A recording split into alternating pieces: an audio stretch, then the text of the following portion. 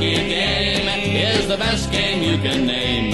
And the best game you can name is the good old hockey game. And here we go. Line brawl to start this game. Jeremy Leblotsky and John Morasky teeing off on one another. Toporowski is just pounding away at Robinson. We said Toporowski, this is a guy who set a Western Hockey League record for 505 penalty minutes. Let's call it like it is. Toporowski's a goon. Getting closer. He reaches in a right river. He's not Scott Grimson. He's just one. Stu Grimson. Oh my goodness. Scott Parker with a KO of Stu Grimson. Folks, this is one of the best hockey fights we have seen in a long time. Finnenbush tells the linesman, get the heck out of my kitchen. Ray Dixon, he absolutely decked Jim Kite with a wild right. A sheer stagger by a big left hand by Wade Belak. Chris Nyland on a penalty shot. Scores! Bugard down the wing. Bugard bombs away. Score! Number 47 for Boston. Well, guys, 5 minutes each for fighting.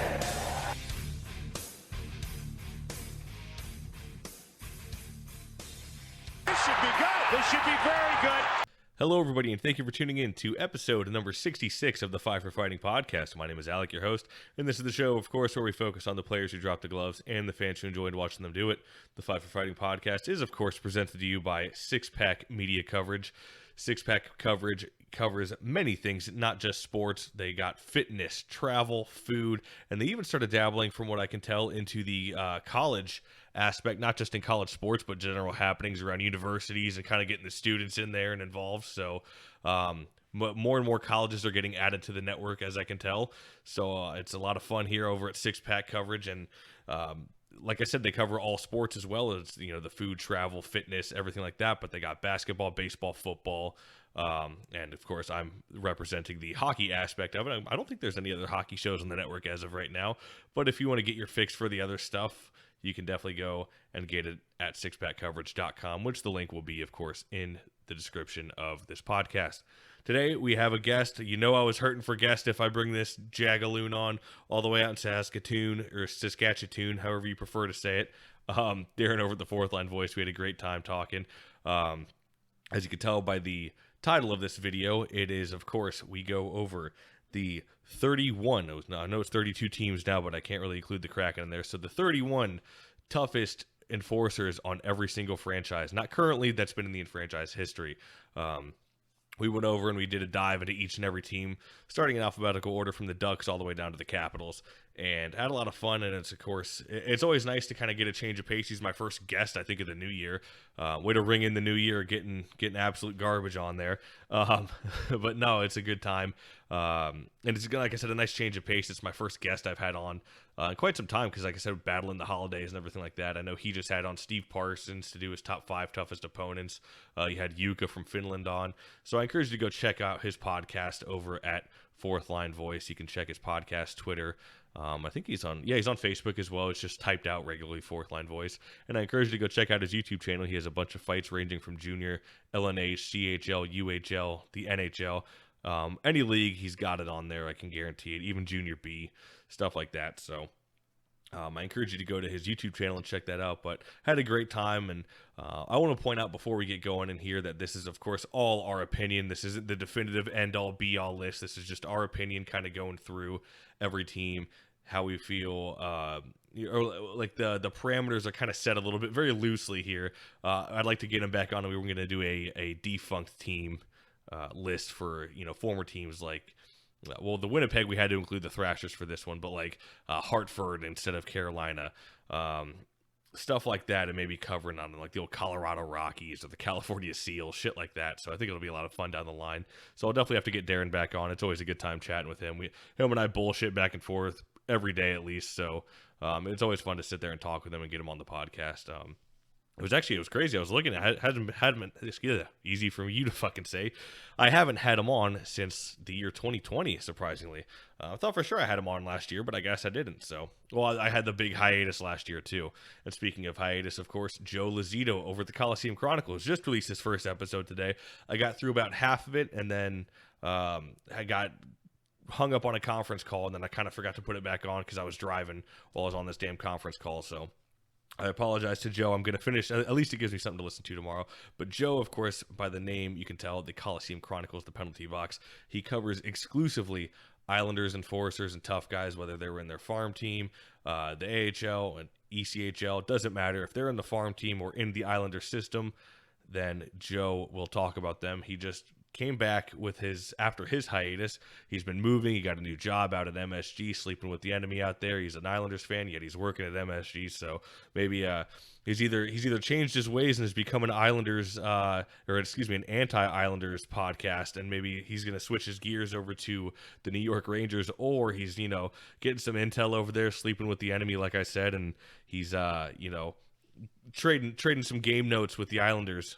Who knows with Joe Lazito, but I encourage you to go check that out. Fantastic podcast. He does great deep dives into guys' careers.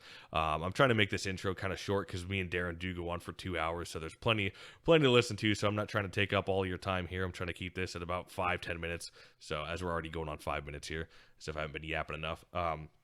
But I encourage you to check out the podcast, Instagram, Twitter, Facebook. It's all on there. Just search 5 for Fighting Podcast. It comes up every time on whichever platform you're trying to use. And also, I encourage you to go check out the podcast YouTube channel at 5 for Fighting Podcast. Same thing. Go check it out on YouTube. I post all the ECHL fights that come up after every game. So there was actually one that was really good. Really, I think it's a fight of the year contender, a candidate. I think I've said in a couple of my posts. It was in a game between the Iowa Heartlanders and the Wheeling Nailers, and that was a really good one. And it was Cole Stollard versus Josh Victor. And Stollard starts off strong, and he drops Victor. Victor gets back up and lands a really good uppercut on Stollard. So it was a great fight, and that's up there for one of the fights of the year, I think, at least for 2022. I know I covered the ECHL fights of the year for 2021. I did the top 5. I broke that down, and that was a lot of fun. So I encourage you to go check out my YouTube channel. I've noticed since I've started posting more videos and stuff like that, I'm starting to gain some followers and everything like that. So it's been nice. It's been a breath of fresh air. I was really stagnant there. No matter what I would post, just nothing would get out there. And now I don't know why. It seems like everything's kind of getting out there more, which has been nice. So I encourage you to go check that out. And, all the other stuff, like I mentioned, please go check out Six Pack Media coverage. Go check out their website. Like I said, it'll be in the link in the description below the podcast episode. So please check them out. They're helping me pay the bills. We're waiting to get some sponsors coming in here, but I think it's going to be soon as they start to grow more. So only way to go from here is up, and I'm looking forward to actually grabbing a couple beers with Andrew and the guys out there in Nashville come February. I'm actually going to I know I shit on the NHL, and here I am going to the outdoor game with the Lightning and the Predators. That's I think it was not the Winter Classic, the Stadium Series, or whatever the hell they call it.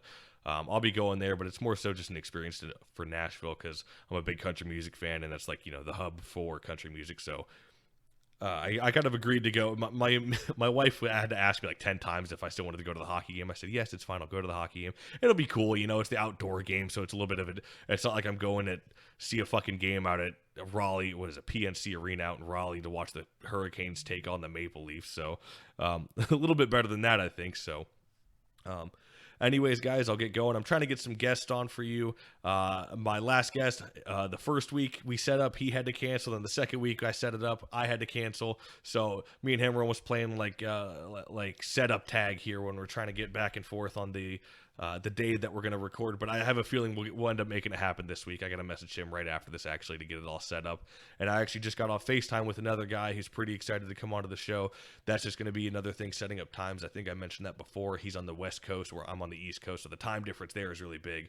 But looking forward to getting him on the show. I think that's going to be a grand old time. So anyways, guys, you are here to listen to the top 31 NHL Enforcers in NHL team history.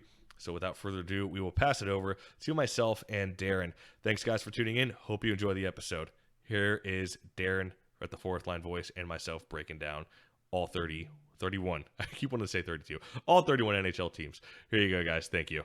Shot! should be good. This should be very good. All right, tonight we have, I'm hurting for guests if I have this guy on, and maybe I'm doing a charitable thing by having this guy all the way out from Saskatchewan, none other than Darren from the Fourth Line Voice. Darren, how you doing tonight, man? Good, man. Thanks for having me on. Oh, yeah, like I said, right? As we always say, you're so low, you're reaching up to touch bottom. Yeah. Oh, no, exactly. And, like I said, all the way out there in Saskatchewan, and I hope people know exactly what that's from, because I say that, and I'm worried some people are going to be like, this dude's a fucking idiot. He doesn't know where the hell his geography is. But if you've seen the movie Grown Ups, you know exactly what I'm talking about. But no, man, thank you for taking the time to come on the show tonight. I know we've been going on for probably like an hour and a half here now at this point. Before even hitting record. But what else is new? That's how it always goes. You're a few beers deep. I got a glass of whiskey, so it's going to be a good time. And folks, you can tell by the title, this is going to be counting down every NHL team's all-time tough guys. So we're going to go through each team, alphabetical order, starting with Anaheim all the way down to, who's the very last team? Is it Washington, I believe? No, Winnipeg. So we'll be going through every single team alphabetically and kind of picking who we think is the toughest guy from each franchise. And I got to admit, folks, it is my fault. I was trying something new to save my notes. I had written all my guys down throughout the week, and then work picked up. I totally didn't save the list, so now I'm kind of flying by the seat of my pants, so I apologize. So Darren's probably going to be the one, leading the horse to water here, and I'm going to have to do the drinking because I'm fucking all over the place now, but I got most of my guys memorized, so I do apologize. Real fucking professional podcast we have going on here, but nonetheless, Darren, you were gonna lead the charge here for us, I think. So I'm gonna pass the torch over to you there. Oh yeah, here we go. I do the heavy lifting again, eh? All right. Well, somebody's got to do it. Well, like you said, we've been going on for about an hour and a half. Well, Alex has been listening to me ramble for an hour and a half, bitching about. No, we both got to do our bitching. Well, yeah, and we talked shit about the people that needed to get talked shit about, and I won't repeat what you said about Searson, but I won't say anything about that guy up in Iowa. Was it Jay? I can't remember which Jay's worse, the one out in Finland or the one in Iowa. So you never know. It's just yeah. Well, that's the thing, right? You say that, and it's like at that point you gotta specify who you're talking about. Yeah. Yeah. Which Jay exactly. is it? Yeah. No, it's been good. Hey, it's actually been a while since I've been on your show. Yeah, it has been. I'm trying to think of when the last time I had you on. I can't remember, actually. Well, I was going to say, when I had speaking of Jay in Iowa, I had you and him on. You and him and you. Yeah, you and Jay on when I did the Minor League Mayhem tournament. We broke it down a few months ago. Yep, that was a good one. That actually, you know what? That episode actually did really well. It actually got a lot of listens. There was a lot of desperate people around. I was going to say, people just like car crashes. They just can't look away. Apparently, exactly. And it was, but that was a lot of fun. But I think that was the last time. Yeah, that would have been the last time I was on the air with you. Man, actually, the last time I had you on the show, I swear, it might even be over a year now. Was I'm looking at the episodes here. It might have been the Bob Probert special from 2020 where I had you and Danny Probert on. I can't believe that. I can't believe it's been that long. Holy shit. Yeah, it would have been. Yeah, because the ratings have blossomed ever since. Yeah, so. Exactly. It's from Danny. From guaranteed. Danny. Yeah, for sure. Yeah. I was like, I did the fight breakdown with old Dr. Chris out there who's in Africa, so I'm sure he's, hopefully we can keep him entertained out there. Because I know he's that's what I said. My show's blowing up in Rainbow Nation. Yeah. I'm like, well, I got one guy out there in the bush listening anyway, so. Oh, yeah. If any tribes out there got introduced to this shit, they're pissed and they just want Chris to go the fuck away. Oh, he's getting, it's going to be pitchforks and torches for him if he introduces this shit to a whole new culture. Oh, shit. But no, it's good to have you back on, man. And, we're just shooting the shit here. Nothing really by the books per se. And I realized I didn't set a couple parameters. So I think we'll do, I would like to do a defunct team one down the line. But I think for this podcast episode will include like previous if the team is still around, like I'd like to do a defunct team of like the WHA or something like that along those lines where it gets a little bit older. So for the sake of this, I think there won't be any Cleveland Baron talk. Yeah, no, they're not going to. No California Golden Seals talk, unfortunately. I know people were itching for that. Yeah, whole white skates. Yeah. Oh God, fucking terrible. I'm down for. I'm usually down for real carny shit, but yeah, I wasn't down for the white skates. That's not good. No.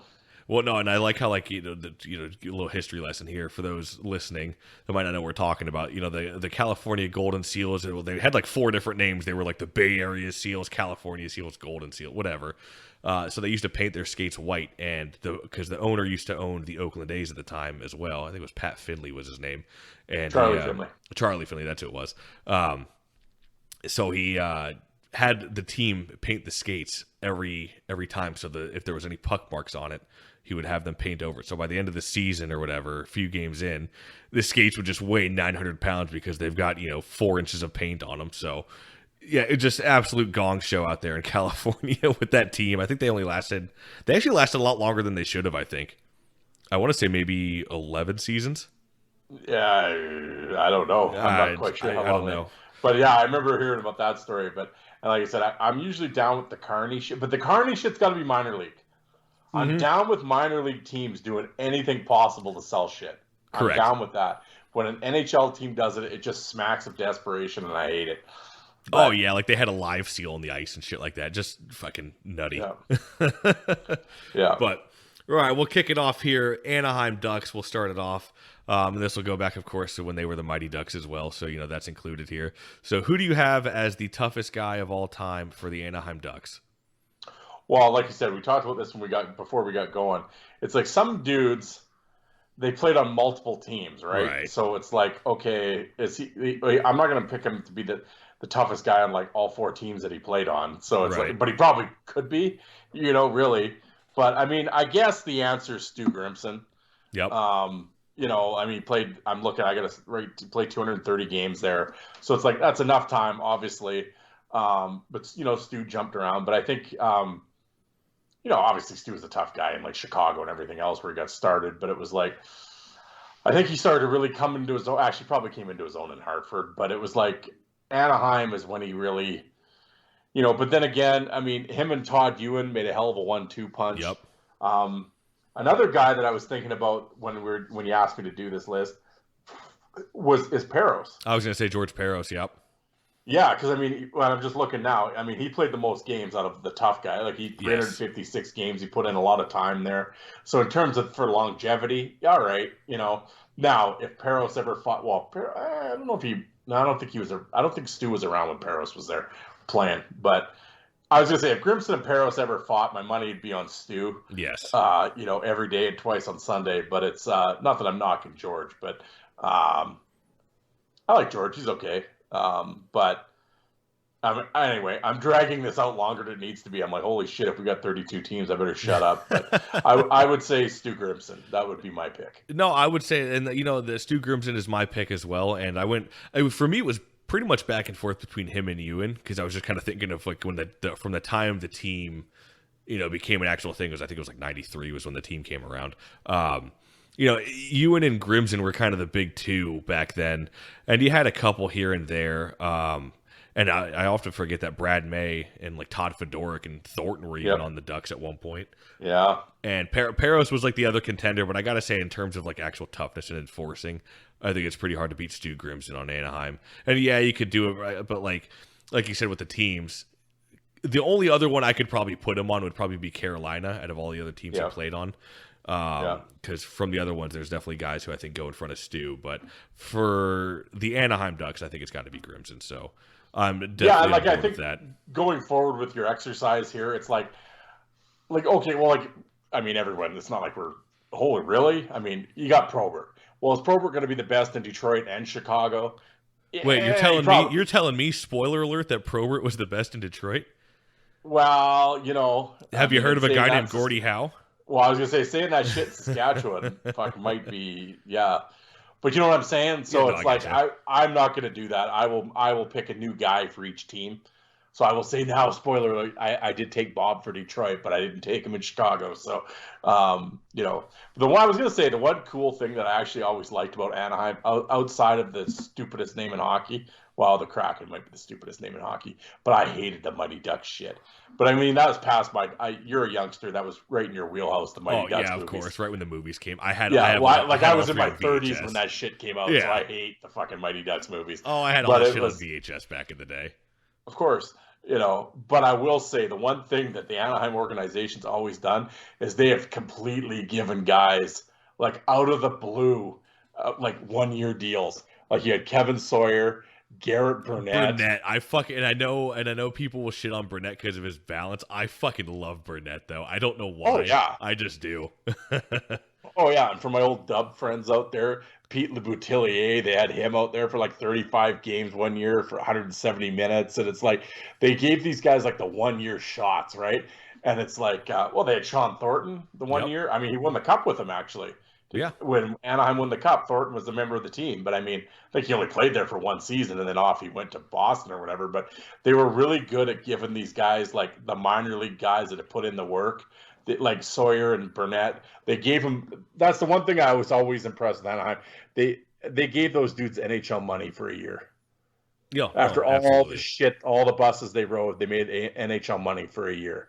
Okay, it's league minimum, but fuck, it's still $500 or $600 Yeah, compare that to the AHL league minimum. Fuck, exactly. So it's like that was always really cool to me. And that's where Trevor Gillies got to start. Yep. I mean, unfortunately, he ran into Boogie, but I mean, prime Boogaard at the time. Nobody's beating that. Yeah, but I mean, they'd always give, like you said, Fedoruk. They had Baumgartner there for the 1 year right at the end. And, he was in the last legs, but they gave him, one more year. And it was just like, I don't know. I always kind of dug Anaheim for doing that. And it was like, but the year they gave fucking Kevin Sawyer the 1 year and then they like Burnett the next, I was like, what the fuck? Like, all right. Oh, yeah. Well, cool. even another guy who's still playing today, they gave Pat Maroon a shot. He was like, apparently like pretty much pissed his shot away out in Philly, and they somehow took a shot on him. And I mean, I think he did all right. 3 Stanley Cups. Is that good?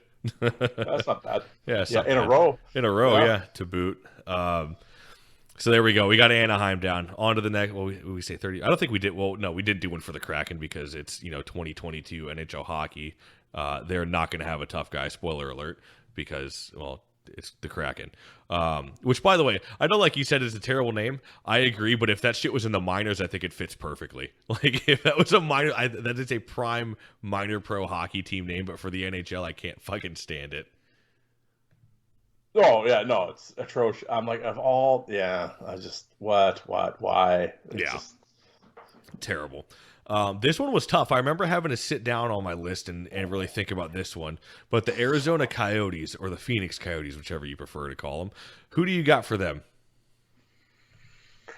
This was tough. I will probably say Jim McKenzie. Yeah.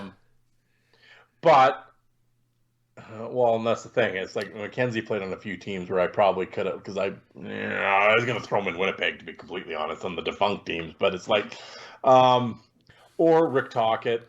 Rick Tocchet was there. That was my number 2. And then he got Biz. And actually, if you look at the Pims, Carcillo put up a lot of Pims for them too. Yeah. I will, what? And I mean, I've had my issues with Carcillo on a personal level. Yes. On Twitter, him and I had a big fucking blowout on the one couple years back. And I've zero respect. Well, I shouldn't say that. I agree with some of the shit he does. Most of the shit he does bugs the shit out. Actually, there's a guy. Actually, I got him blocked, so I don't really know. But I don't think he's been making a lot of noise on social media. I don't think lately. so either, because I don't think I'm blocked either. No, I think somebody told him to go away and stop talking for a while. And I think he has. But anyway, the point. Sorry, folks. I'm like 9 beer in, so I'm going to ramble a little bit. But I will say with Carcillo, and I will give the devil his due. I don't know what I was doing, but for some reason I watched a bunch of his fights. Goddamn, he was better than I thought he was. Cardon got it done, man. He did, and I'm like, he actually took it to Thornton in that outdoor game too. And yes. And I'm like, which really bugged me actually, because I was like, holy shit, I wanted Thornton to pick his teeth with him. Yeah. But it was like, yeah, he's not bad. I mean, I'm not saying he's like heavyweight champ or anything, but for not a real big guy, he actually fought more than I thought he did. Yes. I always sort of thought he was a rat, because I really wasn't watching hockey at that time really anymore. And I certainly didn't really pay much attention to him. And it was like, and I just kind of thought he was like a rat. And then I looked it up. It's like, he had more fights than I thought he did. I'm yes, like, he did. And not bad. Not that I'm putting him on the toughest guy ever in Arizona, but I wouldn't be upset if somebody said like he's the toughest. I could be like, well, you're an idiot. No, I mean, I think there's a solid argument to be made for Carcillo. Yeah, well, I mean, and another guy that actually, I don't know how much fighting he did at that point, but he kind of goes under the radar. Ed Jovanovski is a really good fighter. Yes. And I mean, I'm just because like I said, I'm cheating. I got the roster open here with all the penalty minutes and stuff. No, you're good. Off That's the top what we of my need. head, I wouldn't have. Well, I mean, you got Tkachuk. I mean, power forward guy. I mean, not that I'm just claiming he's the toughest guy ever, but I mean, I'd put Talkin ahead of Tkachuk, obviously. Yeah. But I mean, you had some guys that would do it, and like you said, Biz. I mean, we can all laugh and joke about the spit and chicklets and whatever. Biz got it done. When Biz had to fight, he was pretty good. He's definitely in the conversation. Todd Simpson's another guy that I would put in the conversation. I love Todd Simpson. Jim Cummins, Brad May. There's another one. Brad May was there. Josh Gratton was there. Campbell had preseason with them. Unfortunately, he got beat by Probert, but Campbell was there for that preseason with them. Yep. So it's like they're just one of those teams that like they've had tough guys, but they were never there for like more than a season or two. Oh, and it was So it's like I would say just Jim. For me, it's between McKenzie and Tocchet. Yeah, I can. And if those two actually fought in their primes, McKenzie. I'd probably take McKenzie. Oh yeah, for sure. McKenzie, that's a dude I think is pretty fucking underrated around most fight fans, honestly. Yeah, and Tony, I know you're listening to this, and I'm going to argue with you again. When I said Jim McKenzie's underrated, and you're like, no, he's not. I'm like, well, yeah, he is to fight fans. To like diehard fight fans, no. Yep. But to the casual fan, he gets forgotten about.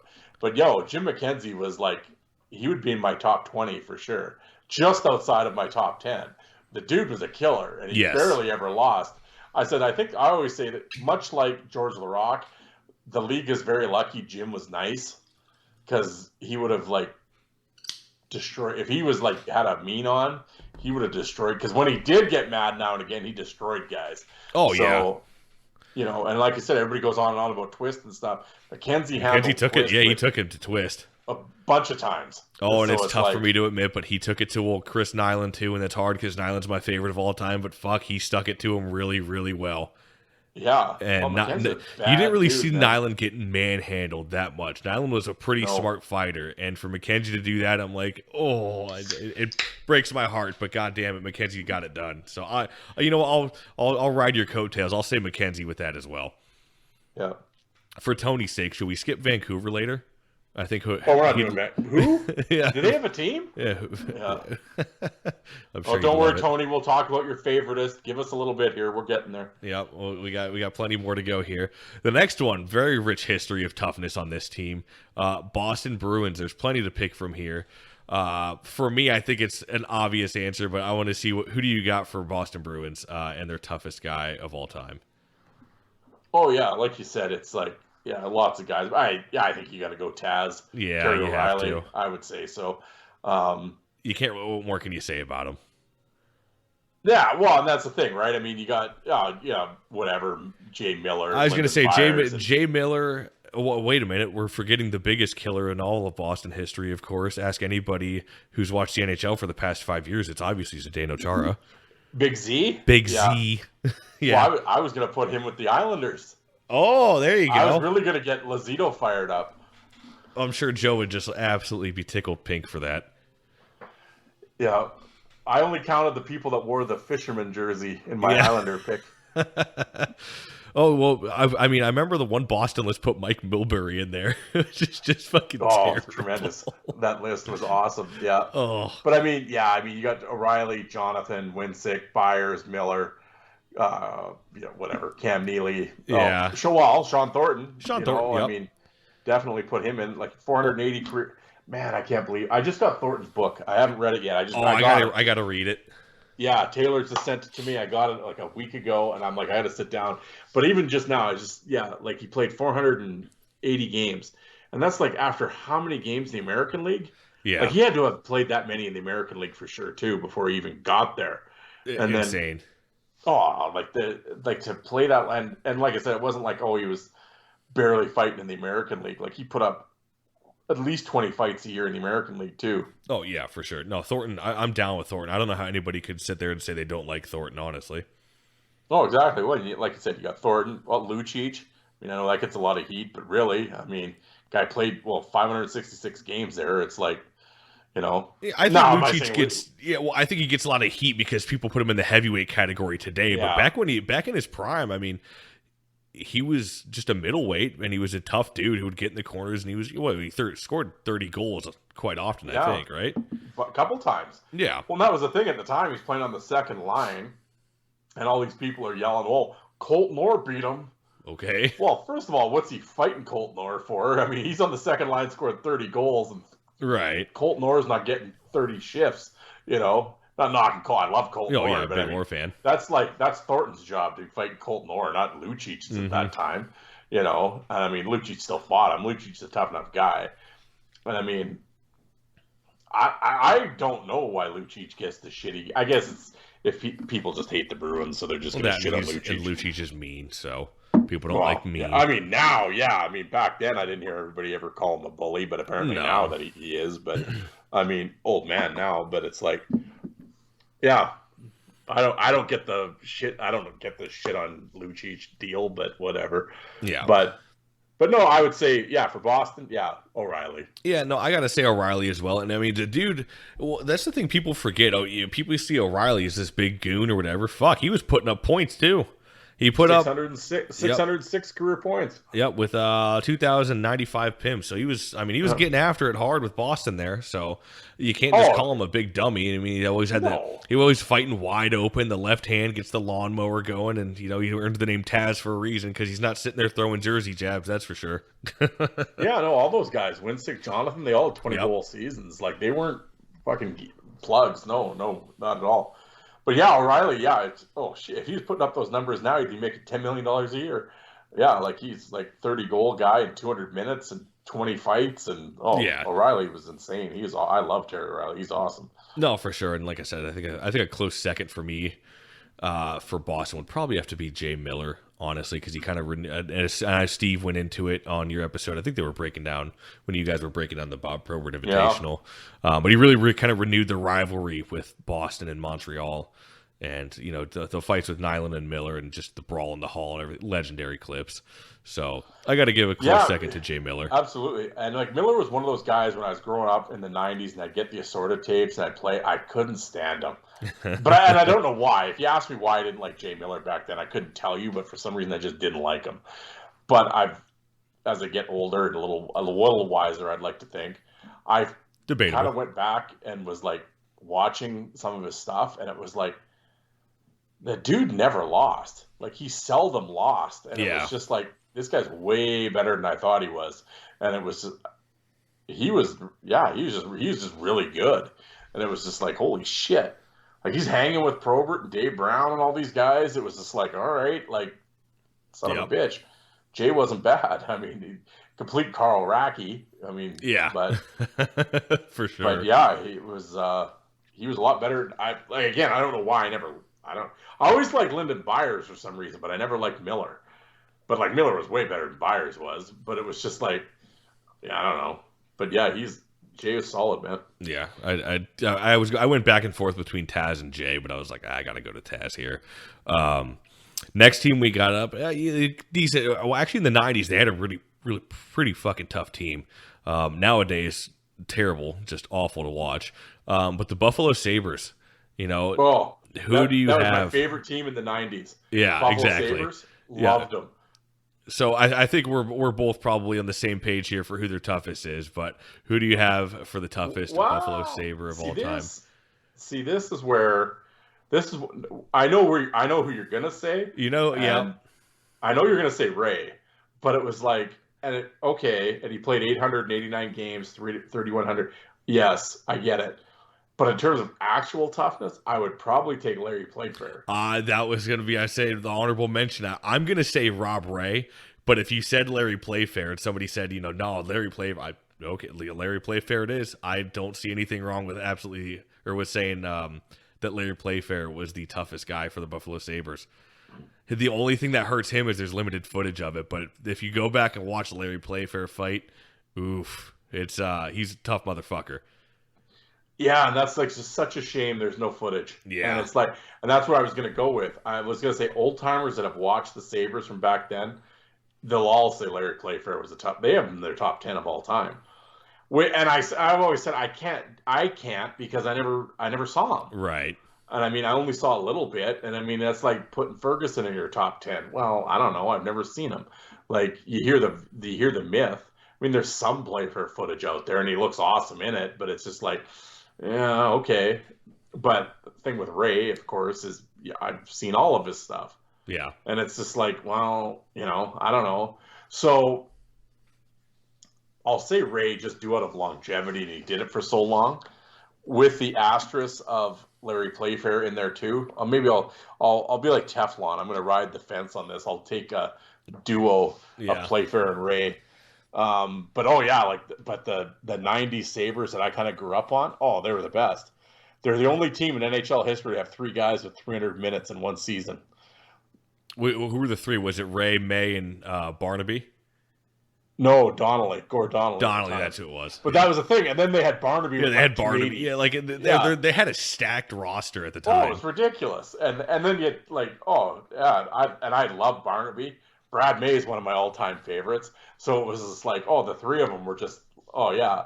And then you'd throw in like the Donnelly the one year, and then Bob Bugner the other year, yep. And then I guess, but right before they came with like Mike Hartman, but they always had like, they just always had guys, Kevin McGuire would be in there, but then I mean later on you had Andrew Peters and Scott and Eric Bolton I mean it's just.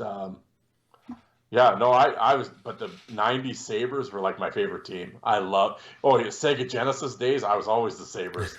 Yeah, and I'd put those 3 guys on one line, and starting lineup there with those 3. Yeah.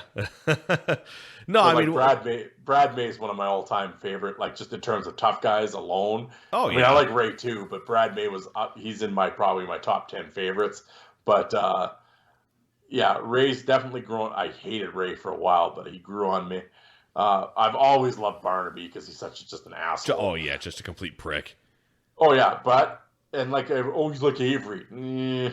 Yeah, but I mean, Barnaby would fight heavyweights though. He fought fucking Grimson for crying out loud. Look at the size difference in that fight. And he took his lumps, and he's sitting there doing it all over again.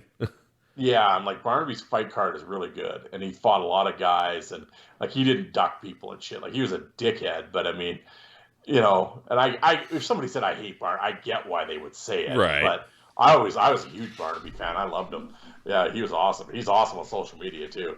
If you send Barnaby a message and shit, he'll fucking chat you up. He's a good dude. But yeah, I will split this vote with Ray and Playfair to keep the old farts that are listening happy. There you go. Well, I don't see there's absolutely nothing wrong with throwing in Playfair, but I got to give it to Rob Ray, just a product of my environment of being born, 96. So I remember watching Ray a little bit growing up in the early 2000s. But going back and watching all the footage, and I'll make this argument every fucking time I talk about Rob Ray, I promise you. Go back and watch the footage. It's there. You can put him up there as one of the best power punchers of all time in the NHL, and you might be thinking, Alec, you're an absolute idiot. You don't know what the fuck you're talking about. He only won because his jersey came off. Go back and watch the footage. Just look up on YouTube, Rob Ray KOs, and there's an entire 7 or 8 minute compilation of all of his KOs and TKOs that he had on guys, and every single one of them, besides maybe 2, his jersey's on. So the argument that I would almost argue to say that he was a better fighter when his jersey was on, actually, because he learned how to actually fight and he didn't have to use the antics to kind of get after it. Because he even said in the interview I had with him, it wasn't until he got that solid punch in on Dave Brown is when he really started to come into his own. And even then, when he got that punch in, his sweater was on. His sweater wasn't off yet. It was gumming off, but it still wasn't completely off. But if you go back, you see all of his KOs. He's got, Fedoruk, Cote, Bonvie. This isn't Joe Schmo at the fucking Sunday night rink. He's putting down some fucking killers. So I encourage you. Yep, Vial Kite. Who do he had? He had another good one. He had KO'd Webb twice, I think. Those ones are rough. He fucking the shots he landed on Webb were rough. But he's had plenty of them, so I encourage those to go look at that video. Just look up Rob Ray KO, and I've been called a fucking idiot multiple times for saying it, but look at his fight card compared to Kosher's. And one, I'm more impressed with Ray's fight card, and two, the people that he knocked out compared to Kosher. I agree Speaks with you. for itself. I know you and I have talked about it, I think, a couple times here before, but it's true. Yep. It's true. Like you said, the majority of them were with the jersey on. So. Yep. So what does that tell you? But moving on here, we have the Calgary Flames. And the Calgary Flames have had a pretty solid history of toughness. For me, there's only one guy I could think of that I can put as the toughest Calgary Flame of all time. But I'm curious to see who you have before I say it. So who do you have for the toughest Calgary Flame of all time? Well, see, this is where I kind of fall into this. Okay. I want to say it's Sandy McCarthy. And people will laugh, but Sandy McCarthy in Calgary was awesome. Yes. Awesome. That was where he gained the belt. Yep. Took out Probert, Simpson, McKenzie, Simon. He was awesome. And because people see the Ranger and the Boston Sandy, and they're kind of eh. I mean, I will say with Sandy, he fizzled really fast. Yes. McCarthy's career really went downhill fast. It was like after Tampa, you just didn't hear with it. You didn't hear about it after Tampa. Yeah, it was just, and he went to like New York and then Boston and Philly, and like he was just kind of chasing the check. I don't blame him. That's fine, but it's just like he just really seemed to fizzle out really fast. I don't know if he got injured or what, but in Calgary, he was the man. He was awesome. From like a new ager fight fan would say Sandy. I would say the old timer in me wants to say Tim Hunter. He was there longer than Sandy. That's exactly who I got on mine, was Timmy. Yeah, like I would say Hunter, and it's just like the longevity. Yep. Fought unbelievable fight card, fought everybody. In terms of his fighting skill, he's a bit of a wrestler guy. I mean, he wasn't a real wide open guy, but in those battles of Alberta, I mean, people can always go on about what a bad motherfucker Dave Semenko was, and he was. Hunter beat him all the time. You go back and watch those Hunter Semenko fights. Hunter's winning the majority of them, and like Semenko would like sucker punch him or knee lift him or whatever. But in the actual fight itself, it was all Hunter. Well, not only that, he was like the lone gun out there too for the longest. Like it's not like there was 1A and 1B out there on Calgary. It was like it was just Tim Hunter. Pretty much, yeah. During those days, I mean, you had Poplinski and those guys, but I mean, in terms of actual like legit backup heavyweight help, no, it was all Hunter, and it was just like, I mean, him, and then Gary Roberts came on a little later. I mean, talk about power forwards. Gary Roberts is fucking awesome. But I mean, Calgary, I mean, you had Stern and McCarthy, and I mean, Paul Cruz and Berube.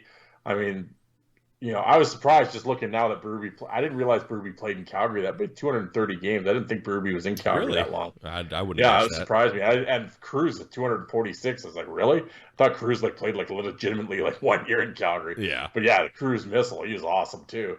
But later they had they'd be in conversation. Yeah. But no, I mean, it's either between Sandy or Tim Hunter, and I'll just go with Hunter just because he played 300 more games in Calgary than McCarthy did. That plays a big for me when I think of tough guys. I don't like you said. I know some of these guys might have only played there for one season or whatever, and there might be the toughest guy, like you said, with Gribson. And you could, would you ever pick him for Nashville? I couldn't because he didn't play there that long. So longevity plays a big factor into my decisions. Just an FYI for people. But yeah, I gotta say Tim Hunter as well. As much as I love Brian McGrattan, because of course you could pick him for this too. In the later years, arguably the last true heavyweight champ. I'm a huge McGrattan fan, but I gotta say Tim Hunter for sure. I don't think it could be anybody else. But like you said, with McCarthy, I could see an argument for it. But I gotta go Tim Hunter. Yep. So the next franchise, one that's one, I hate this franchise and their fan base. I'm sorry, but they really haven't had too much toughness over the years. That I can't even remember who I picked for this because I remember I was just like, fuck, I got to throw a dart at this team and just hopefully I hit a tough guy. But the Carolina Hurricanes, who do you have for them as the toughest Carolina Hurricane of all time? Well, first of all, this team's gross. I can't stand Carolina. Well, yeah. I mean, like I said, I'm like, you scroll their list and it's like, fuck, really? Like, just. I mean, at this point, I'm looking at the list and it's like either Scott Walker, Darren Langdon, or Buller Ice. Those are like the three guys. Yeah.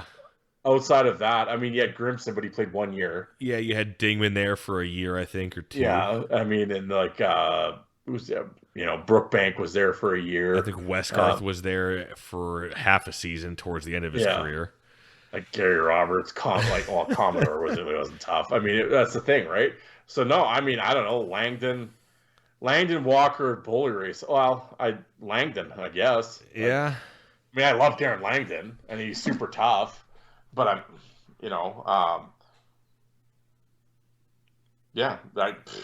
Langdon, I guess. Yeah, well, I'm looking because I'm like, Buller Race played 150. Well, I mean, Buller Race played 150 games and Langdon played 121, and then Scott Walker played 213. Yeah. So, and I'm sorry, but when I think of Buller Race, I mean, all I can ever think about is the Downey KO. It's legendary knockout. Well, he got Downey back though. Oh, he did. Yes, he did. He did bounce back. He dropped Downey too. Well, Buller Rice is a tough guy. I mean, not that I'm a massive Jesse Buller Rice fan, but I'm like, Jesus, you look at this list and it's like, wow, I don't know who else. Yeah, this list was brutal. It's bad. Yeah. There's a couple teams like that, and it's like I don't even know what the fuck. I mean, I guess at that point it's Grimson. I guess. I mean, there I just broke my own rule because I had Stu in Anaheim, but it's like. He played 82 games. I mean, he played one less year than Langdon and them did. And, I mean, he would beat them. So it's like, well, Stu, I guess. But, I mean, for the sake of keeping everyone different, I'll say Langdon. Yeah, I'll go Langdon. Actually, you know what? I'll just say Westgarth for shits and gigs because he was kind of one of the last of the enforcers before, everything kind of really went the way of the speed and skill and whatever. I'll say Westgarth just for the fuck of it. But, yeah, Carolina was hard to dial in because it's just their franchise has just had no toughness like at all. I can't believe they won a fucking Stanley Cup. Unbelievable. Unbelievable. I was so well, see, that was back then. I mean, even then it was like they were kind of gross, but it was like, well, they weren't doing the stupid surge and all that shit. So it was like you could kind of tell as soon as they started doing that surge, it was like, I hope you go winless. I don't ever want to see and you I'll win say anything. this too, and I don't mean, and not because I have a sour taste of the surge or whatever. I went to me and my buddies. It was when I was in the Marines, and we were about 2 hours away from Raleigh, which is where the Canes play. So one weekend we bought tickets to go see them play the Lightning. That was the worst fucking atmosphere for an NHL game I have ever been to. And I'm sorry if there's any Hurricanes fans on here, which I highly doubt. But if there is, in the off chance, I'm sorry. But it was by far the worst atmosphere to a hockey game I've ever been to. I think the Everblades games I go to now are more electric than the fucking inside of that building. It was just terrible. Just terrible. And the whole storm surge thing and everybody, you must be fun at parties. Well, I guess I'm not because I think the storm surge is fucking ridiculous. Even if it was a minor league team doing that, I'd still say the same thing. That's just, it's so stupid. I'm sorry. It grows the game. It doesn't grow the fucking game. No. I said, well, it's so great. No other team in hockey does it. Mm-hmm. There's no junior team that does it. No minor league team that does it. No NHL team. So what does that tell you? Yeah. And every player I've ever talked to is like, that's the stupidest shit I've ever seen. I've talked to other people. They're like, I legitimately, if I was on that team, I'd say trade me because I'm not doing that. Or I'd just leave the ice because there's no way I would. You're grown adults playing duck, duck, goose. Really? Like, it's embarrassing. Like, it's just, I can't believe like Brenda Moore is the coach. I can't believe they let that shit go. Like, what player wants to do that? I don't understand it. Like, it's just, you're a bunch of fucking nerds. Like, oh my God. Like, just embarrassing. Yeah, fucking. Oh, and like I said, their fans are, like, I find hockey fans in general embarrassing. Like, hockey Twitter is just embarrassing in general. But Carolina fans, that's a whole new level. Like, you guys are fucking losers. It's fucking terrible. But moving on from Carolina, because I'm done talking about that franchise. Another team that's been around, one of the original six, is the Chicago Blackhawks. Who do you have for the toughest Chicago Blackhawk of all time? This was very hard because sticking with my, okay, he can't be in 2 teams and whatever. So like I said, the argument can be made with Probert. All right, but I'm still not good. And everybody, that's the thing. Probert played 461 games in Chicago. So I think he almost played more games in Chicago than he did Detroit. So it's like, but everybody always sees him as a wing. And so do I, but, so I won't pick Probert. But I mean, Chicago, you talk Al Secord, Manson, they had all these guys. Peluso, I know some people are laughing right now. I was a big Mike Peluso fan. I like Peluso. Yeah. But I wouldn't have him on the toughest. But you know what? I will probably say, because I'm going to stick with he can't be on 2 teams, and I want to use someone else from Philadelphia. I'm going to say Ben Wilson. And I mean, I know Ben Wilson was at the end of the rope, and he had a bad back and whatever in Chicago, and he wasn't the same guy that he was at Philly, but he played 262 games. Again, Grimson, Stu was sort of starting out in Chicago, so I'm not going to pick him. Well, like I said, I already had him in Anaheim and stuff anyway. You got Ryan Vandenbush. I love Ryan Vandenbush. He played 260 games. As I'm saying it, shit, maybe I'll change it just because I like Vandenbush so much. No, you already said Ben Wilson because Vandenbush is mine. So that's who I had down. I was going to say Vandy. I was going to say, just for sheer excitement, probably Vandenbush. Yeah. Now, I just saw his name come up. I'm like, oh, son of a bitch. That's right. Like him, like Vandenbush, Jim Cummins, Bob McGill, guys like that. I mean, Gary Nyland, you could pick all these guys. I mean, if the old timers want to really go back, you had Keith Magnuson and those guys. But no, I'll stick with my Ben Wilson. Just because I want Ben Wilson on my list somewhere, but I'm not going to pick him for Philly. So no, Philly was probably one of the hardest ones to dial in, honestly. Well, yeah, because it's like who I'm going to pick. It's like, well, I can't pick him on the other teams he played. Well, maybe I could have actually, but no, I'll stick with Ben Wilson. Yeah, I got to say Vandenbush, and this might be a product of me being, the millennial here, but just seeing more of the fights of Vandenbush, especially when he was with Chicago, legendary fights, wide open fighter. Who was it that he fought? Was it Friedrich? That they had that battle near the bench where he knocked his fucking tooth out, and like Lecavalier has to look down and pick up his tooth, or he sees Friedrich's tooth go flying across the bench. That's one of the best hockey fights of all time, bar none. But Vandenbush, like I said, wide open fighter, man. If you're a fight fan and you don't like Ryan Vandenbush, you need to go get yourself checked out, because I don't know how you can not like the guy. Dude's tough as nails and fucking always just stuck his chin out there and did what he had to do. So I got to go Vandenbush. Yep. But I think we might be on the same page here for this one. Next one is Colorado Avalanche. Who do you got for the Colorado Avalanche? Greatest tough guy of all time. Yeah. Well, I got to say Scott Parker. Yep. But, I know Cody McLeod could make a statement for it. Just out of longevity, 6. I didn't realize McLeod played that many games. He did, yeah. I looked at that the other day because I saw him like something with the Iowa Wild, is who he's like affiliated with now, or that's the team he's on. He's affiliated with the Minnesota Wild, and I totally forgot how long he actually played there in Colorado. Yeah. I remember like Tough Guy Numbers there. Excellent Twitter account. Everybody go check out his shit. Tough Guy Numbers is tremendous. But he had a thing. It was like the most fighting majors in the 90s and the 2000s, the 2010s, and it was McLeod was the 2010s. I was just like, really? He fought that much? Like, again, this is kind of when I was out of hockey, right? I really wasn't paying attention. I knew him from the Dub because he played in Portland, and I liked him in Portland. But I didn't really pay all that much attention to Cody McLeod. But I was like, God damn, he fought that much? Really? But yeah, then I was starting to look at 659 games. It's like, holy shit, all right.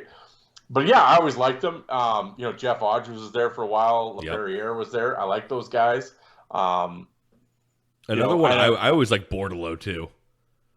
Yeah, Bordelot. And you had, obviously Dingman and Reichel and blah, blah, blah. I know Simon for that quick stint there.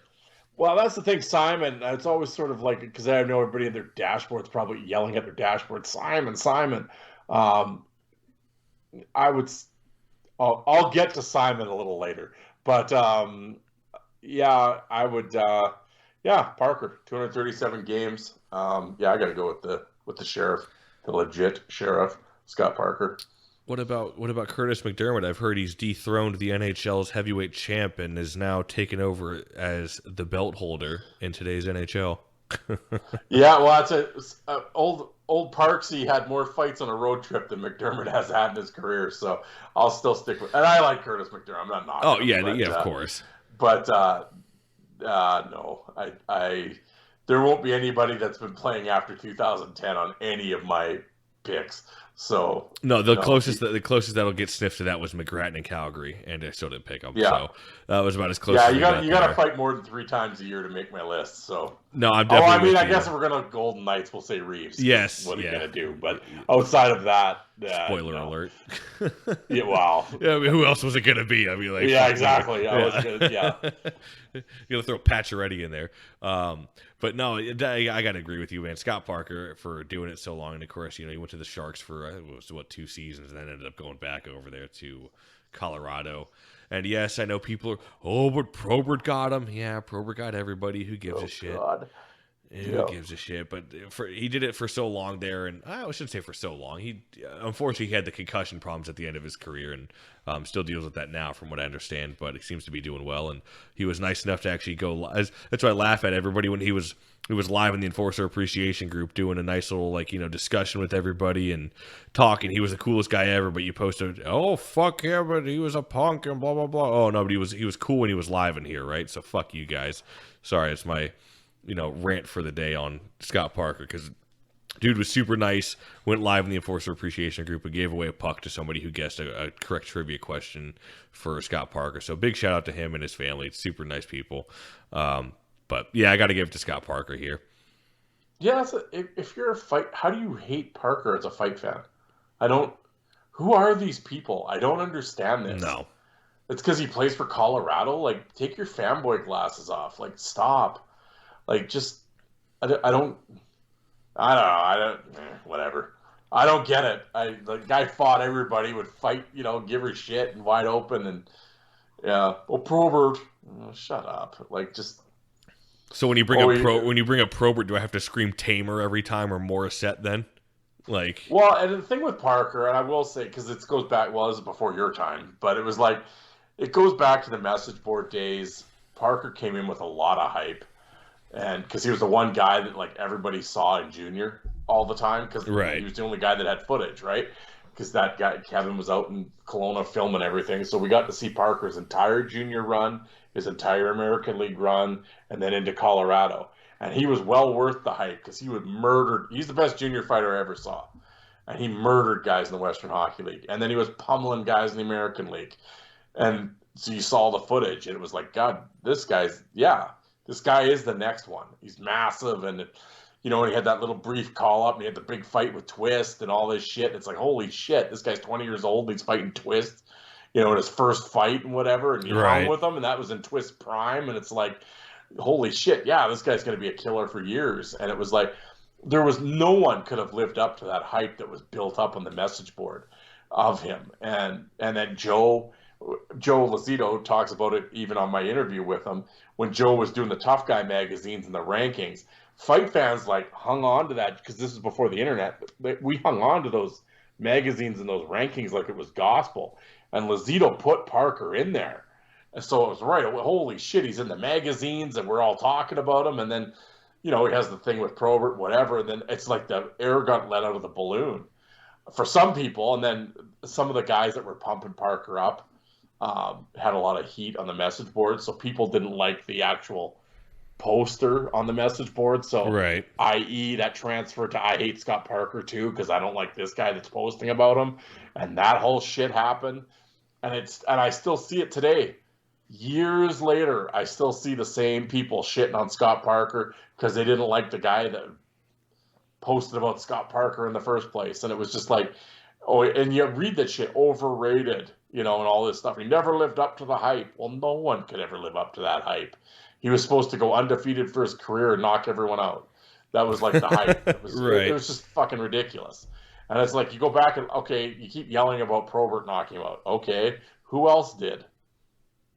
No one. Right. It's like, and how many people did he knock? He dropped Grimson, Oliwa, Nazarov. You know what? That one punch on Grimson is the fight call on that is tremendous because it's like preseason, so it wasn't really their TV announcer; it was the radio announcer doing that.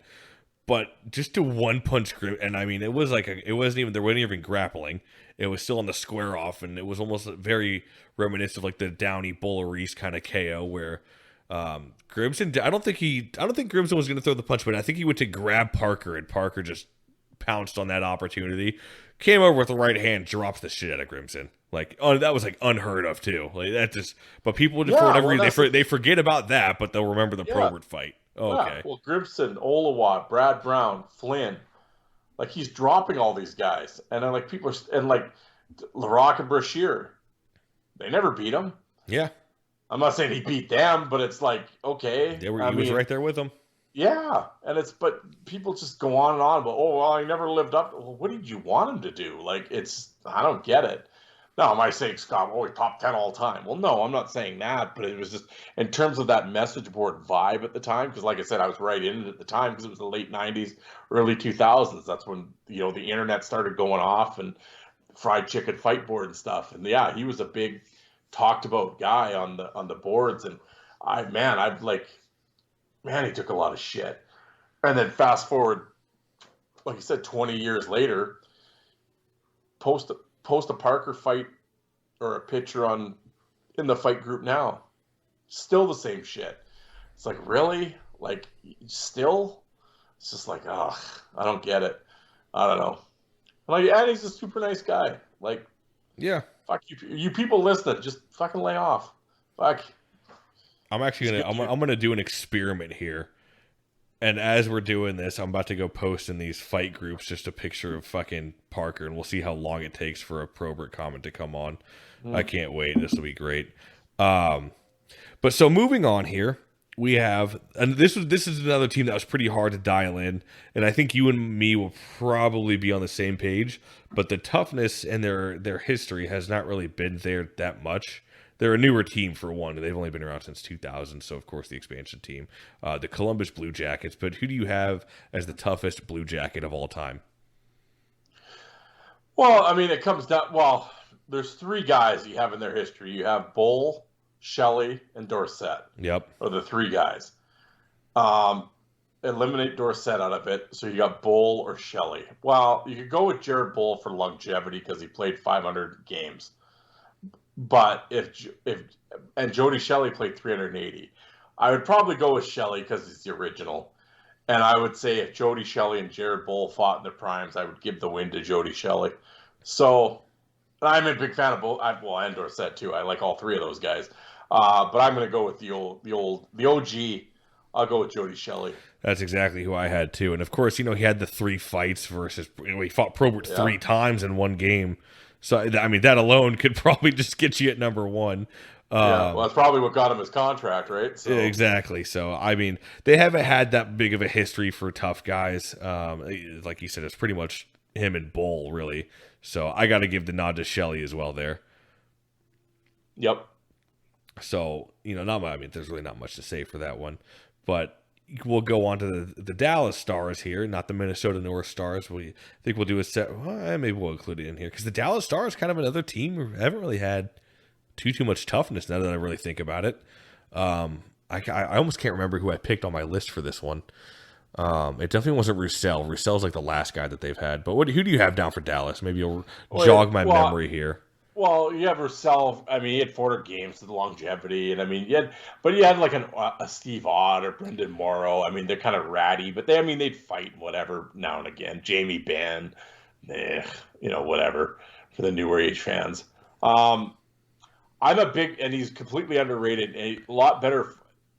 Both these guys fly under the radar type guys, but if you go back and actually watch some of their fights, they're really good. It's Grant Marshall and Todd Harvey.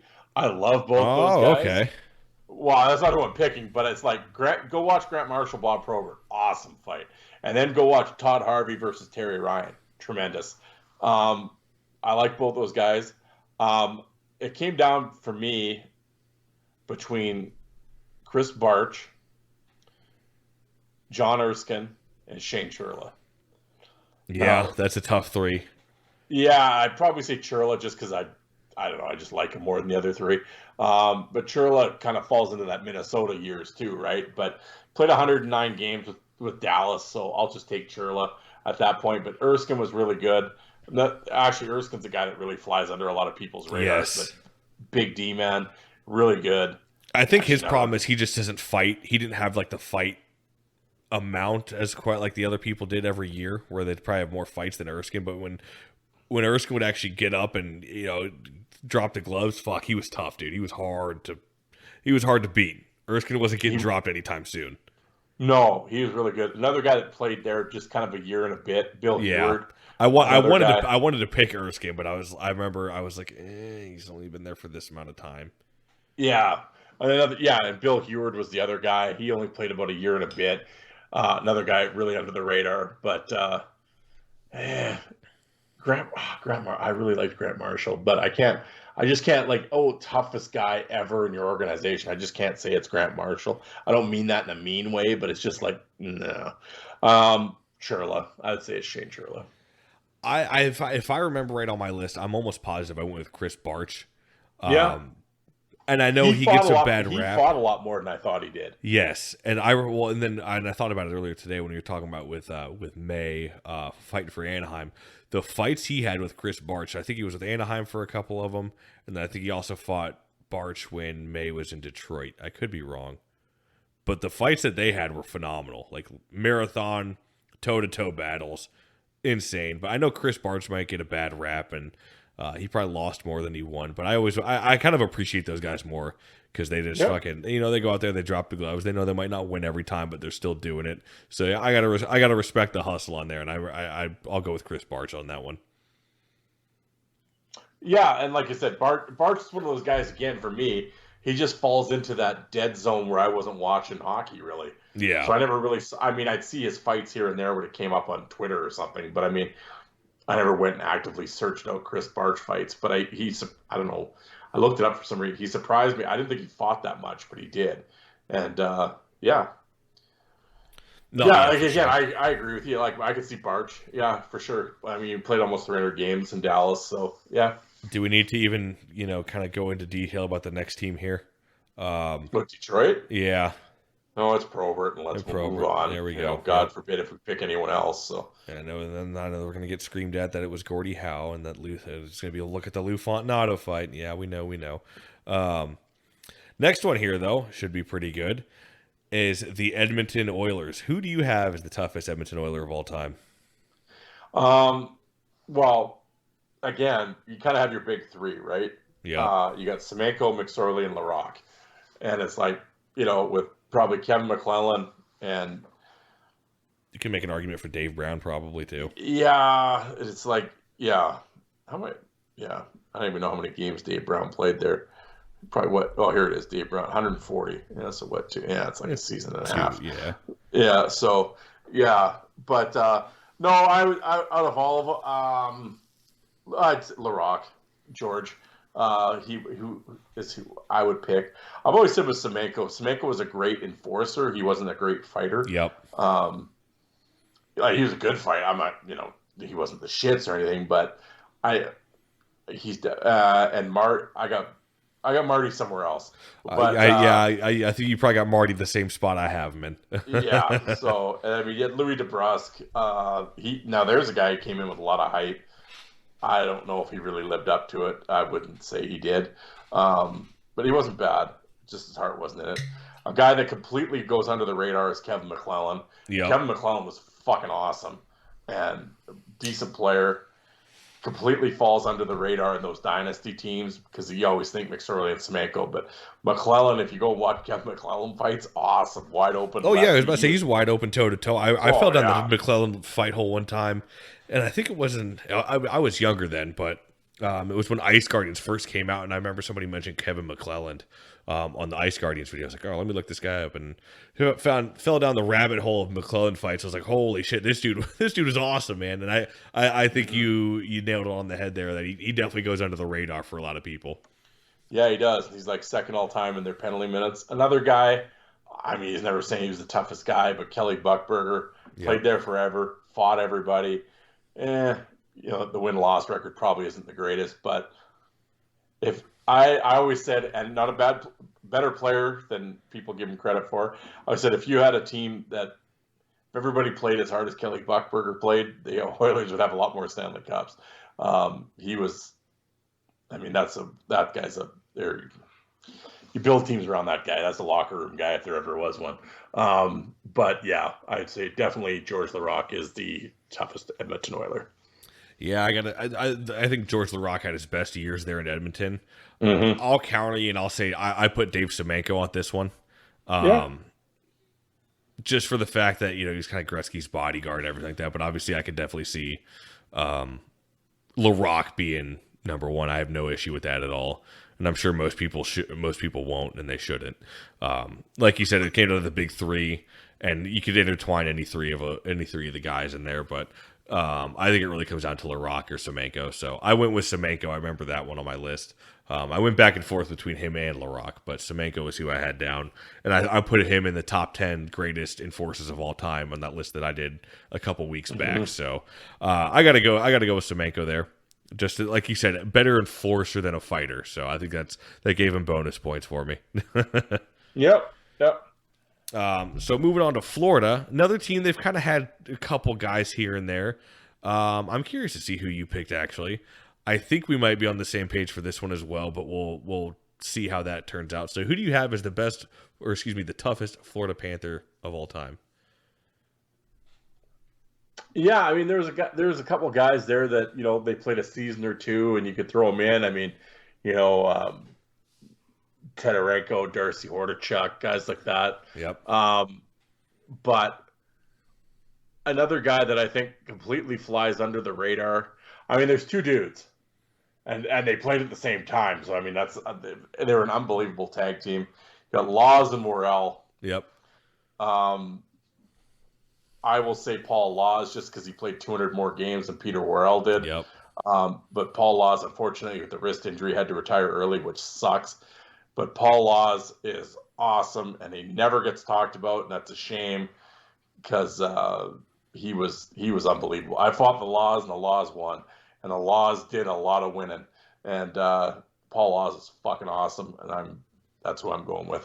No, it's got to be Paul Laws. And like you said, Worrell also flies under a lot of people's radar, yep. I think. But if Laws had played in like Boston or Toronto, everybody would be talking about it. But of course, you got the bad rap playing down in Florida, out in Sunrise, which is funny. Even for me, that's like 2 hours away. Somebody actually offered me tickets to a Florida game, and I was like, no, thank you.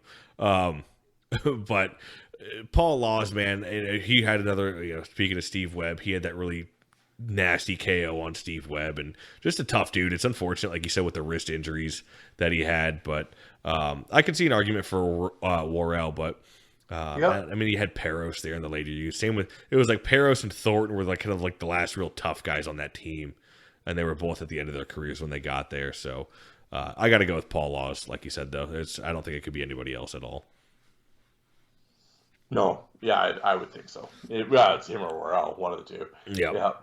All right, so the guy we brought up earlier, I think he's going to show his face here, and we just talked. We're going to bring him up possibly for another team, 2 teams ago. But LA Kings, who's the toughest LA King of all time? Yeah, I got to go with Marty. I mean, but I was surprised. I didn't realize he put 472 games. That's I didn't think he played that many. Yeah, but Marty. I mean, and like you said, Jay Miller, 230 games. Yeah, yeah, outside of that, I mean, they had guys here and there, like Larry Playfair, there's another guy, but he was there for about a year and a half. Baumgartner was there for a year. Jay Miller was there too, right? Yeah, exactly. And but it was all sort of here or there. Jay Wells would be the other guy that would be in that conversation, but at the end of the day, Marty had I'd go with Marty for sure. I know when you mention Marty, it's the Brashear thing and all that, and and rightfully so. I mean, Marty fucked up, but Marty was an asshole. Like he was fucking mean, man. Marty's exactly how an enforcer should be. I'm sorry, I know people aren't gonna like that because they're code huggers, but the code boners. I mean, they'll fucking hate Marty, but I mean, yeah. But if you go back and listen to that, I hate to plug my YouTube channel, but Fourth Line Voice on YouTube. type in Marty McSorley explains how it is to be an enforcer in that interview, he lays the blueprint out of how to do it, and you got to cross the line sometimes, and he did. Marty got a little sticky sometimes with people. I mean, well, the Brashear thing, that goes without saying. He did that shit just to a Banks. little bit. Well, yeah, but he cross-checked Banks in the face too, and he did it a couple times. He did it to Mike Bullard too, and it was like Marty was pretty good with the lumber, but when it came to like making a statement and protecting Wayne and just in general, it's hard to beat. I would say McSorley is the best enforcer ever. Really, I mean, did I have him number one on my list? I can't remember my list now. For what I had, I know he was up there. Damn well, he was up there. Maybe I didn't have it, but because like you said, he was willing to take a suspension to send a message. How many guys are like, who's going to do? No one's going to do that now. I mean, granted, back then it was a little harder to get suspended than it is now, but I mean, he didn't give a shit, and he was just going to do it and worry about the consequences later. And I'm looking now. I can see pull up my list. I had him at number 4, and that's behind, of course, Wilson, Brown, Probert. So I mean. 1A, 1B, 1C, and 1D there at that point. But no, you're right. Like if you go back and when he's talking about hitting, it was Doug Evans out in Winnipeg because he was taking liberties with Gretzky, and then Doug Evans for whatever reason took a quick run at McSorley, and that was like the last straw. And he hits him and reaches down after he'd already like hits him to the ice or whatever, and just slugs him right in the face, pretty much knocks him out. And he says, yeah, I got a couple games for it, but that's what I had to do. And I guess what Evans didn't do the next game when they played. He didn't touch Gretzky. So, did it work? Yeah, I'd pretty much say so. It worked. Yeah, well, I'm like that assistant coach on Marty. You should have done that. He goes, yeah, I should have. He that was good for him. Yeah, and just like stone killer, man. It's just like, like I said, that's like nightmare fuel to Gen Z people. But I mean, that back then, that's where it was. And Marty didn't give a shit, and it was just like. Yeah. Oh, I You're love gonna fuck around, and like there was no no code bullshit. No, he's not a heavyweight. I better not fight him. No, it was just like you're gonna mess around. You're gonna get it, and it wasn't. I'm gonna tell you in the media, and then 3 months from now we might fight. Hey buddy, we gotta go. No, Marty's gonna get you right then, and that next shift, and you were gonna know about it. And I love Marty. It's a shame the way he went out. I'm not advocating or the thing with Brashear was right. That was Bush, and I'm like, I was really disappointed in McSorley for that one. Marty could tell the story that he wants to tell, but it's like, come on, Marty. Yeah, I think we all know what happened there, buddy. Yeah, but like I always say, he played 900 games before that, so no, Marty was the man. I'm down with McSorley. Absolutely, and it's got to be McSorley for LA. Is no other. No, I don't think anything is a close second to Marty. So Gretzky asked him to be a part of the trade, so that should just tell you everything you need to know. Yep. So the next one, I think, I don't think there's much explaining here for this team. Another expansion team that came out the same year as the Columbus Blue Jackets, but the Minnesota Wild. Boogaard. Well, it's pretty much either him or Matt Johnson, and I was just like, and I would go with Boogie. Yeah, for sure. Yeah, so I don't think we really need to go on about Boogaard of what a great fighter he is, because I think people pretty much know. I would say so. I think, yeah. All right, now I'm sure people can guess my pick for the next one, but who do you have for the greatest Montreal Canadian of all time in terms of toughness? Although it's a lot closer, I could see a couple different arguments for this one, though. I can. I'm not blinded by my nylon blinders. Oh no, that's who I picked too. Yeah, but it's just, it kind of is the play fair argument again with Ferguson. Yep. Because you're going to get old timers that'll say John Ferguson, he's the original enforcer, and on and on. Okay, but I never saw Ferguson. Well, outside of the odd, I think, what is there, 2 or 3 YouTube black and white clips of him. Okay, you can read all the stuff you want, but is it Ferguson? Yeah, maybe, but I don't have the video to watch and make it a very educated pick. So I just have to go by with what I saw and lived through, and it was Nyland. And another one of those guys. Growing up, I hated Nyland. Again, I couldn't tell you why. I just didn't like him. was he the most exciting fighter? No. He'd kind of duck his head into your chest and swing up, and that bugged me. But going back, I have a new appreciation for him when I got older. Saw the documentary, really liked him after that. And it was just like, yeah. No, I mean, you had Nyland, and then you had Odeline was there for a while, Shane Corson, stuff like that. Ewan. For me, the big three was between Ferguson, Kordic, and then and Nyland. Yeah, Kordic. Three to pick from. Yeah, and again, Kordic, he just didn't really play long enough there. Yeah. And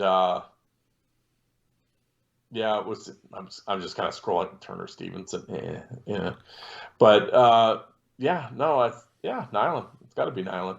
Funny, I'm just actually looking down at for whatever reason, I think I was cleaning out the closet, had a little bag of hockey cards. Literally, first card facing me actually is Todd Ewan in a Canadiens jersey.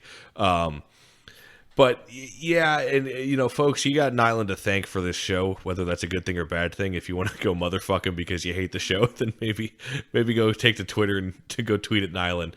But he's really the one who kind of really sparked my bigger interest into doing deep dives into guys fighting back in the 80s and 90s, because growing up I tried to look at the fights that I knew of players that I knew, so it'd be like that 2000 stuff, 2010s.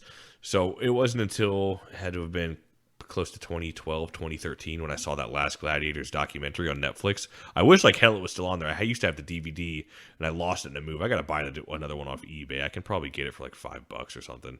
I just got to go out there. What do you need? The Nyland documentary? Yeah. Do you got that? Yeah, I'll send it to you.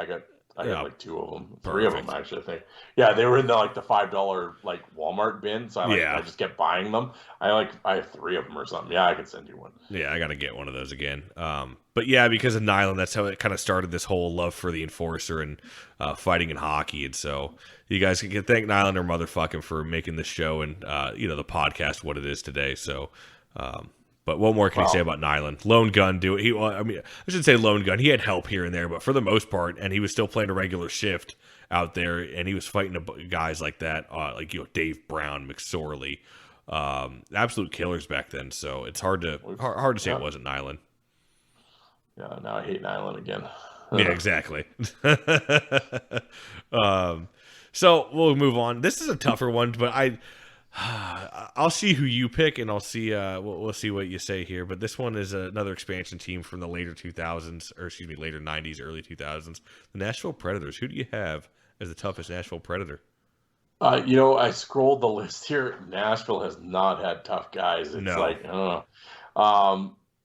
all-time penalty leader is 2-2. Yeah, that's who I went with. Was 2-2. Yeah, and I know it's tough. Yeah, I like 2-2 and everything, and whatever, little guy, whatever. Watched him since Brandon. Again, well, here's another one. Scott Walker's in there. I would actually pick Scott Walker over 2-2. He played 400 games too. Off the top, was McKenzie on Nashville? Off the top of my head, I'm trying to think. Yeah, he was. But for like half a year, for like a cup of coffee. Yeah, and so it's like, well, and then the other guy, if you want to get real crazy about things, and he was awesome when he was there, was Cote. Patrick Cote was there for 91 games, but Cote was awesome when he played in Nashville. And, and you got Cale Hall, he didn't really fight much when he was in. But, well, my actual pick was going to be Hordichuk. Yeah. He played 172 games there, and it's like, I'd have Hordichuk, I would say he's tougher than 2-2. And actually, I'm pretty sure those two had to have fought before, I would think. I don't know. Looking at this list, Hordichuk is my pick. Yeah, Hordichuk, I guess. Yeah, I'd say I just like 2-2's play style. He's kind of almost reminds me of like a Garrett Hunt, where he the undersized guy, just a little Super Bowl, just running guys. Didn't give a shit. Oh, watching 2-2 and Brandon when he played junior, he was an asshole. Oh, he's so dirty. But he had the one year he had 50 goals. But I remember he'd come to Saskatoon, he was just a little bastard. Yeah, but I always liked him though. But it was just like, oh my God, playing against that guy would be. Yeah, he was like 2-2 or Hunt. Pardon me. Yeah, exactly. Yeah. Yeah. But, so that's why I got to pick 2-2, for that. He was great, but I'm looking at this. I'd probably take Hordichuk. Yeah. So. This one's a good one, but I mean, their toughness has been all right, I guess, throughout the years. But the New Jersey Devils, who do you got for the toughest New Jersey Devil of all time? This one was tough. Yeah, I mean, I don't know. It's do you say Danico? I don't know. Like they've had tough guys, but they haven't had like the absolute killer, if that makes sense. Yeah, I mean, they had the crash line there, like Daniels, McKay, and Peluso, and it's like, well, I would take McKay out of all those guys. McKay would probably be who I picked. Yeah, that's who I had. People are going to yell about Scott Stevens. By the time he got to New Jersey, he really didn't fight that much anymore. No, he didn't have to, of course, and that's not a slight. That's not a slight to him. I want folks to know because they'll be like, "Oh, you motherfucking Stevens." No. He didn't have to fight. He was too good of a player to fight. Yeah, and then you get Shanahan in there too. I mean, he was a young power forward coming up at the time, so he did a lot of fighting when he was in New Jersey for as good as he was. Yeah, I know some people might be saying Crowder, but that was a flash in the pan. Yeah, I'm not picking Troy. Yeah, I'm not picking a guy that was good for 4 months. Like, no. He was great for 4 months, but that was about it. And reality, folks, don't yell and scream. Seriously. Believe me, I did a deep dive on that. A Myth and Reality. I did a whole episode on it. Yeah, he was good for 4 months. Yeah. I guess just for longevity, Danico. Because he played 1,000 games there and fought everybody. And, it's him or McKay for me. I got to go with I'll go with McKay. Yeah, I love Randy McKay. I like Danico too. I love Randy McKay though. Completely underrated guy. A lot better player than people give him credit for. Yeah, McKay played 760 games there though. I'm going to change my pick. I'm going to say Randy McKay too. Changed it up, throwing a curveball last minute. You love to see it. Yeah. All right, here we go. Here's one that might cause controversy depending on who we pick. Well, I'd be remiss to say, rest in peace to Clark Gillies, who just passed away. Was it yesterday? Mm-hmm. Very unfortunate. So, and I know you said you brought something up about it with Joe on your podcast for the episode you have recorded. But basically, the gist of that is, it's a shame because we know Joe wanted to set something up for Clark Gillies, and that would have been like one of the best interviews of all time.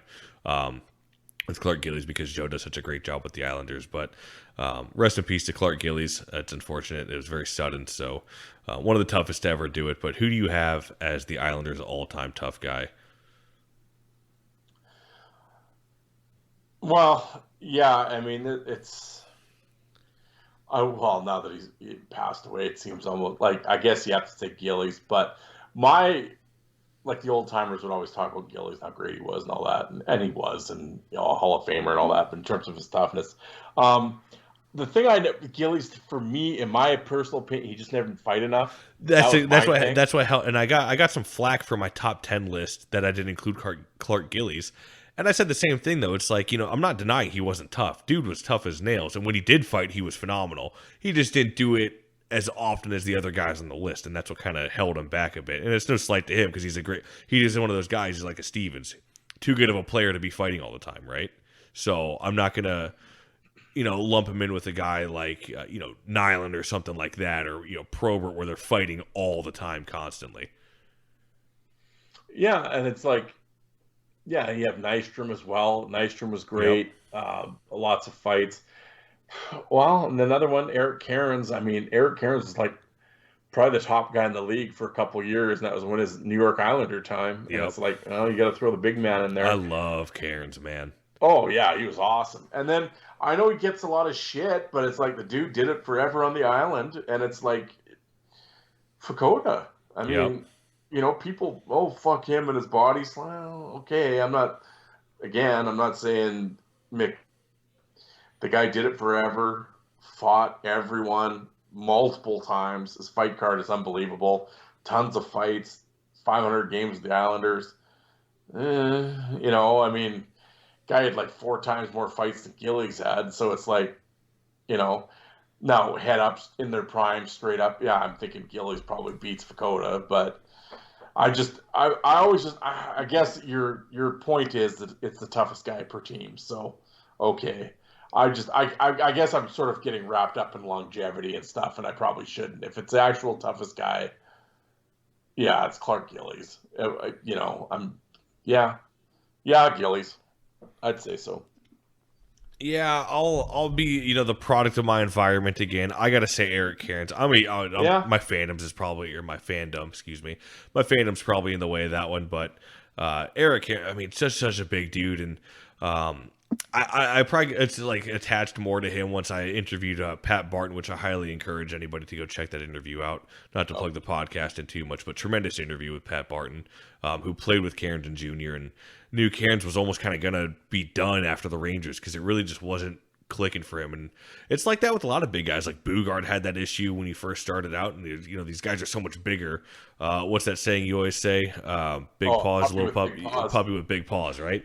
So they got to kind of learn how to do the role. And Cairns somehow was almost ready to throw in the towel. And then when he got to the Long Island for the Islanders, I know Joe's probably going to, it's not on Long Island. I know, Joe. I just say that just to get Joe going. Joe's hating you and I right now. He's just screaming in his office out at MSG, sleeping with the enemy out there for the Rangers. But when he finally put it together, he was just a fucking beast, man. I loved Cairns. All of his New York footage is fucking awesome. And even after New York, when he went with Pittsburgh and Florida for that quick little stint, he still did pretty solid there too. But I got to go with Eric Cairns just because it's a product of my environment. So I apologize to old timers. I know they're going to be screaming and saying, "You stupid millennial fuck!" It's definitely Clark Gillies, but it's just how it is. It's my show, so it is how it is. It is what it is. But yeah, I'll say Cairns, but it's definitely not a slight to Clark Gillies at all. That's just me being a little bit of a younger person, so I didn't get to see Clark Gillies all the way growing up, so it's unfortunate. But also, of course, rest in peace to Clark Gillies, like we mentioned. So moving on, though, as we just mentioned, this franchise, and of course, Joe sleeping with the enemy for them, the New York Rangers. Who do you have as the toughest New York Ranger of all time? Well, I should probably consult Joe on Broadway Joe on this. He would know better than anybody. Oh, Broadway blue shirt Joe, yeah. I know all the old timers right now want me to say Fatillo, and I can't do it. I can't. No, I can't. Sorry. And I've said a million times with Fatillo, I don't get it. The shit I've seen from him, fight card. I don't know, and everybody's scared of him.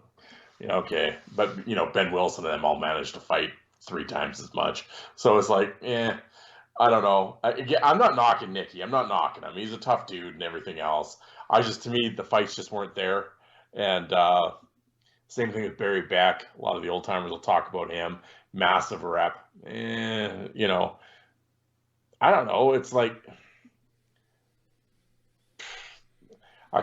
this comes down. Well, I guess I already picked Langdon for Carolina, so I can't pick him again. But actually, and I think I'm going to completely. Now that I just saw his name, it just popped in. I don't know why I didn't think of this. Koser. I mean, actually, when Koser left Detroit and kind of got out of Probert's shadow, to me, he got better. Yeah. Or at least his competition got better because he became the number 1 guy with the Rangers. And.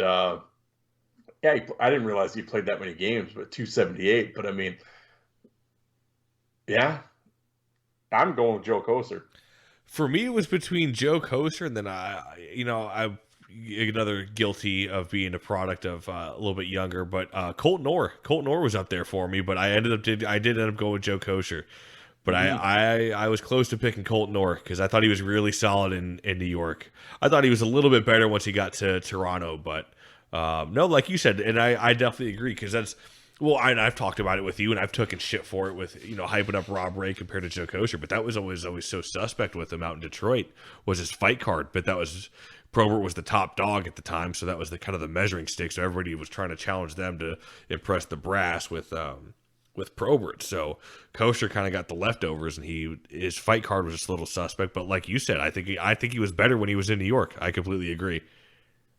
Yeah.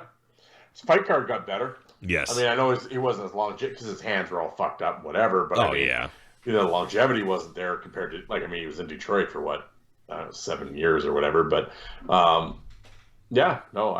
Joey for sure. Yep, definitely got to go with that. So this next one is a fun one. They've had, I don't know if they've really had that guy that's been there. Well, I take that back. They've had one guy that was there for a long time, so maybe I can see that. But other than him, not too many, but this is, of course, the Ottawa Senators we're talking about. And this is the 92 Ottawa Senators, not the, 1916 Ottawa Senators or whatever the fuck it was. So who do you have as the toughest Ottawa Senator of all time? Yeah, like you said, it's kind of, you got McGrattan, started in Ottawa. You could throw him around.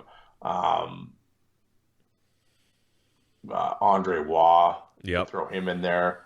Dennis Viel, you could put him in there. All these guys played like a year and a half, 2-3 years. Yeah. Matt Karkner, there's another guy. Fucking Karkner was good. Fuck, they even had Lassard for a touch there too. Yeah, exactly. And I went back and actually watched some Matt Karkner stuff the other night. See, goddamn, he was good. Yeah, Matt Karkner was real good. But you got Chris Neal, man. It's got to be. I know people might yell and go back. Chris Neal was awesome, and for a long time, he was like the lone. I remember in the playoffs when Toronto and Ottawa would play, and they would have those wars, and Neal was like the only guy on Ottawa, and he's got to battle Domi and Tucker and Corson and all these Owen Nolan and all these guys, and it's just Neal. And it was dirty. He did some greasy shit now and again, but guy played his entire career there, 1,000 games, fought everyone. I know he got back in the day with the fight boards, people used to shit on him and whatever, but I don't know. I always liked Chris Neal. I'm down with Chris Neal. That's who I'm picking. And I was just thinking about it. Besides McIntyre, he might be one of the last guys to play a UHL game before making it to the NHL. Because I know some guys went to the UHL afterwards, but I'm looking at it because he played. I forgot. Well, I forgot how many games he played, but I remember he played with Muskegon. It was only one game, but I want to say he actually might have gotten in a fight during intermission. It's on my YouTube channel. There you go. Yep. I remember, that's how I remembered it, because it was from that fight video. I was trying to look and see how many games he played, but he might be, besides, like I said, McIntyre, one of the last guys to make it to the NHL from the United League. I'm trying to think of off the top of my head who else has been there, which I don't think there's been many. So, but yeah, I got to go with Chris Neal, man. It's I think he already said it all, but just there for so damn long. It's crazy to think that he played, over 1,000 games there, which is funny. I think Tough Guy Numbers put it up. And he might have the lowest point total for having 1,000 games or something like that. It was something along those lines, like fewest points per game throughout the career or whatever. Yeah, it was something like that. Yeah, I remember. I guess because how many tough guys play 1,000 games, right? So right, and you look, and he only had he has 1,000 games and 250 points total. So, because I always actually thought Neal actually wasn't that bad of a player, but yeah, you play that long, right? No, he had a couple solid ass seasons where you put up double digits in the points and shit like that. Yeah. But you start getting, probably the last 3 or 4 years, he was, literally getting 5 minutes a game. He's one of those 5-minute guys. So it's that's going to kill your total. But but I will say, you go back and watch some old Grand Rapids, like his IHL footage when he first came out of the OHL. His Grand Rapids stuff is awesome. He got into really good, his fights with LaPuma and Engelstad. He got into some really good fights with Mel. Yeah, that's when I first knew who Neal was. So we never watched OHL, right? I didn't know him from the OHL. And then all of a sudden he was on those Grand Rapid tapes that I was getting. I'm like, who the fuck is this? When he's going toe to toe with Mel, he beat Mel in Grand Rapids. I was like, who? And then you start watching, and it's he goes to Ottawa, and it's Neal was a bad dude, man. He's cool as shit with me. Yep, you gotta enjoy Neal. So, I think that's really the only pick you could put for Ottawa. So, moving on to the next team, rich history of toughness. This one is tough to dial in, and we might stir the pot depending on who we pick. I'll let you take the flak first, and give us who you have, and we will see. I can't remember who I picked. I'm almost positive it was the OG, but we'll see what happens. Philadelphia Flyers, who do you have? Yeah, that's the thing, right? If you're gonna just go down and break it down in the simplest terms, toughest guy to ever play on any team. Well, all right. I guess in Philadelphia I'd take Dave Brown. Yeah. But in terms of enforcing history and fighting history, you got the Hammer. Right. Now, do I think Dave Brown would beat Dave Schultz? Yes. But it's at the same time, Schultz is kind of the one that ushered in all this shit. and him and his cronies. Right, So without the Schultz, you don't have the Dave Brown. Exactly, and that's kind of like, okay. But, at the same time, I guess I could have used that argument and taken Ferguson instead of Nyland, because without Ferguson, so it's like, I get it, but the Hammer is such an impactful guy with the whole, whatever, the goons and all that, and whatever you want to call it. But, yeah, and then you got you got Berube, Glenn Cochran, Bridgman. It's like, Ben Wilson. Yeah, Brash was there too. Brashear, yeah. So it's just like, God damn, it's just like, where does it end? So it's like, I don't know. But I would say, because if I do my top 10 of all time, I got Brown at number 2. So it's like, well, I got to pick him for this. Yeah. So Dave Brown. Yeah, I remember I went back and forth between him and Schultz, but at the end of the day, on my list, I'm pretty sure I had Dave. I think I said it earlier. I had Dave Brown at number 2, behind Probert. So I got to go with Dave Brown. Mean motherfucker. There was no code. There was no good fight, bro. We've all seen the video of what he did to Sandstrom's face with the old cross check right across it. Dave Brown would hit you when you're down. He didn't give a fuck if, you thought the fight was over. Fight's not over till Dave Brown says it's over. One of the best enforcers of all time. So it's hard to say that it isn't him.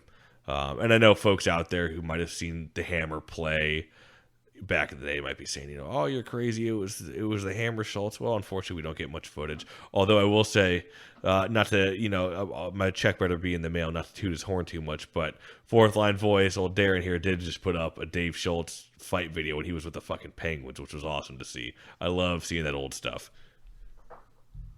Oh, yeah. Why? And he fought Ben Wilson. Yes, he did. Yeah. He did actually. The fight was a really solid fight. Yeah. Yeah, he did. Because I thought he'd get murdered, and I was like, oh, actually, Schultz is doing pretty good here. Yeah. I completely forgot about that fight in Pittsburgh. Yep. So there we go. We got Dave Brown for the Flyers. Now, speaking of Pittsburgh, this is another team who never really had that guy for a long time. They've always had, though, it's like they'll get toughness and then they're like, we'll try the toughness for one season. Then okay, it's gone. Okay, back to doing whatever. Back to the ice capades. But the Pittsburgh Penguins, this one was tough for me, and I'm almost positive I picked Goddard for this. And I know that might be, I know other players were, you had The Rock, Cairns. But I thought Goddard was very, very solid when he was with Pittsburgh. I know he did pretty well when he was with the Islanders, but and maybe I'm biased because I remember on ESPN that following day after the game, because this was before I had, you can get you can still get every game, but you had to buy the one NHL package. And if you didn't have that, you really couldn't see it. And you just kind of heard or saw a couple YouTube clips of that Penguins and Islanders brawl, and Goddard going off the bench to go defend somebody on the Penguins was great. And of course, he took a huge fine for that, and the Penguins took a chunk of change out of their pockets for the league. But I'm down with the hand of God, Eric Goddard, and I know Scott Parker spoke very highly of him, so I'll just say Eric Goddard for this one. Yeah, me too. I'm looking. That's who you got? That's who you picked? Well, it's like Troy. Like you said, I was gonna say they had McSorley for one season. Yeah, and he had LaRock for and he didn't really fight that much. And Troy Loney. For the old he played 500 games, but he was kind of middle of the road. He wouldn't back down from people, but did they have Kite start too? saying, Paul Baxter and it's like, but I really Jay Caulfield. It's like, but are we really going to say these are the toughest guys in an organization? No. So it's like, talk it. He was there, but Goddard played more games there, and it was just like, and obviously Goddard was much more of an enforcer. Well, he was an enforcer, whereas Tocchet was obviously scoring 50 goals and whatever. Yeah. But same thing. You had Marty there, but I don't know. Marty, he started in Pittsburgh, then went back for a little bit, and I don't know. Once Marty left LA, he was kind of the shits. Well, I shouldn't say it was the shits. That's not right. But when he played in the East, Marty was not good. When he played with Pittsburgh and his brief little run with the Rangers there, it was like, oh, what the fuck? He literally had to go back to the sun and the sand and the sun of the coast, because that was Marty's deal. Because when he went back, all of a sudden he's in San Jose, Marty's kicking ass again. You know, he's just like literally. I don't know. Marty needed the warm weather or something, but I don't know. You got Francois Leroux and you know, whatever. And, yeah, just kind of you know. I don't. Yeah, no, it. I mean, I mean, I guess Schultz played in Pittsburgh, and they had the nice fight there I put up against Wilson. But I mean, but come on, you know, I mean, I don't know. Yeah, it's pretty much. I will say this: Larocque could have been fucking huge there if he wasn't nice and he didn't let Brashear get up in that fight when I think Brashear was with Washington, Larocque was with Pittsburgh, and fucking Larocque was giving it to him. He had Brashear down and out, staggered him. He was on one knee. And he didn't keep throwing, and Brashear got up and then buckled Larocque, which was, I mean, props to Brashear because that's not an easy feat to buckle Larocque like that because he definitely stunned him with that punch that he threw. But god damn it, George, if you were just a touch meaner in that fight, that would have been one of the the fight fans would have gone absolutely apeshit for that, and that would have been still probably talked about today. But now it's not. And I've gone over that with Steve before, too. I think somebody had posted, and we'd both kind of said the same thing. Like, fuck, Larocque fucked himself in that fight, man. If he was just meaner, that could have been huge. Yeah, well, that's... yeah, I mean, that's my biggest thing with George. George, like I've said from the day... George could have been the best of all time if he was mean.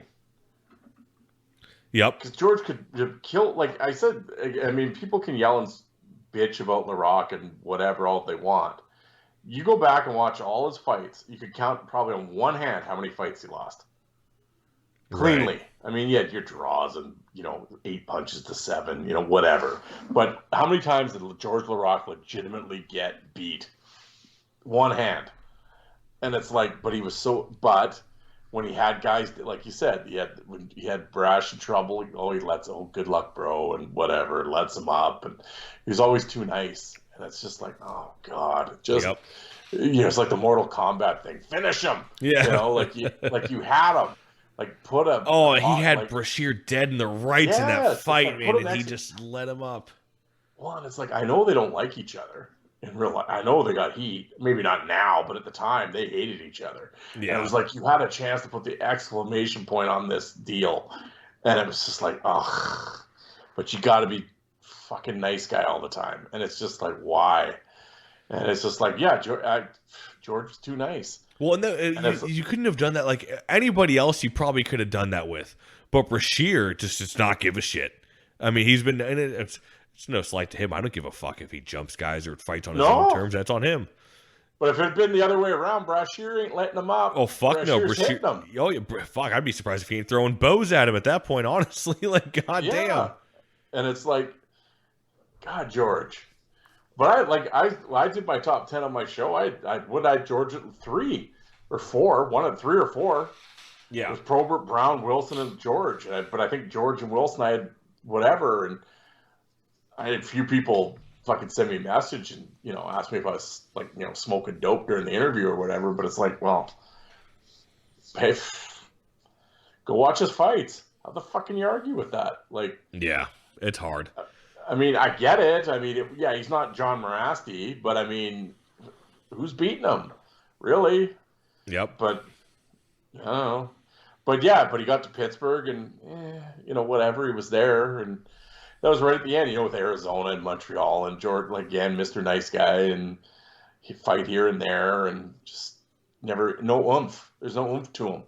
In Edmonton, he still had a little bit when he was first coming up, and when he was younger, George would, he'd get a little fired up now and again, and that's why I put him in my Edmonton list. But, other than that, after he left Edmonton, Yeah. Yeah, I got to agree with you on that. Well, we brought him up earlier with McSorley, but the San Jose Sharks, another team that's kind of their toughness hasn't really been there that much, in my opinion, anyways. Yeah.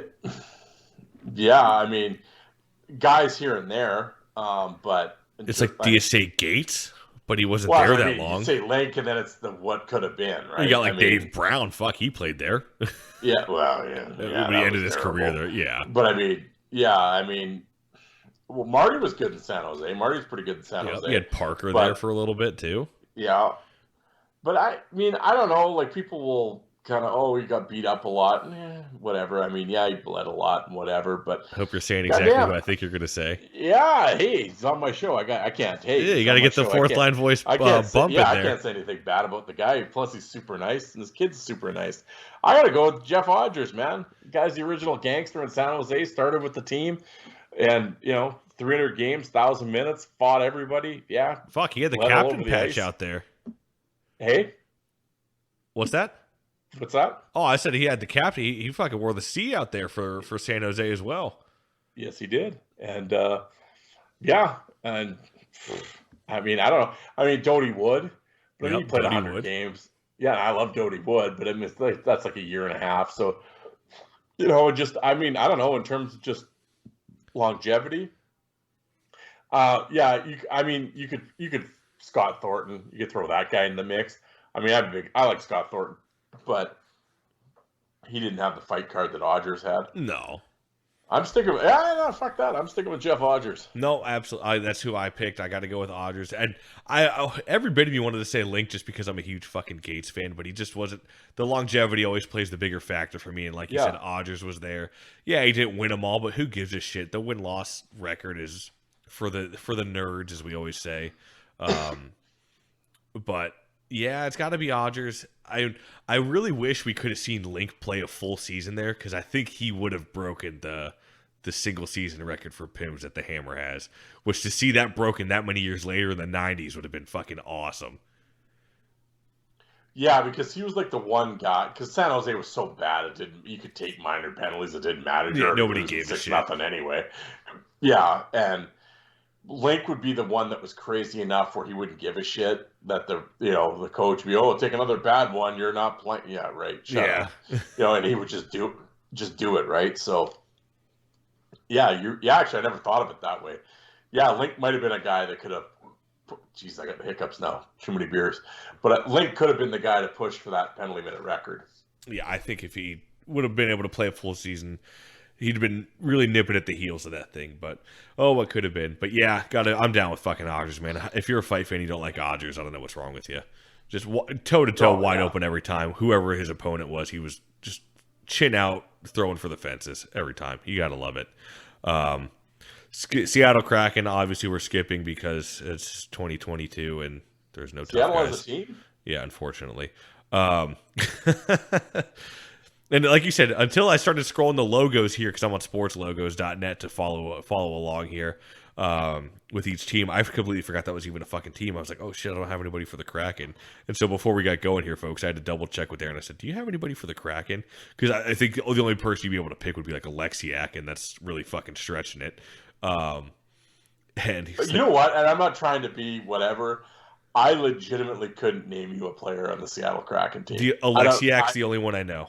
Well, I can't remember his name, but the one dude who has like the very wide-eyed fucking player picture or whatever. Yeah, that's the only. I forget his name, but it was the only other person I remember is Alexiak, because everybody calls him the big rig, and then everybody competes of who's the real big rig, him or Pat Maroon, and then you get the OGs in there. It's the other guy from the Senators. I can't remember his name off the top of my head now. Chris Phillips. Yeah, Chris Phillips. I was going to say Chris Murray, and I was like, that doesn't sound right at all. So I don't know where the fuck I was going with that.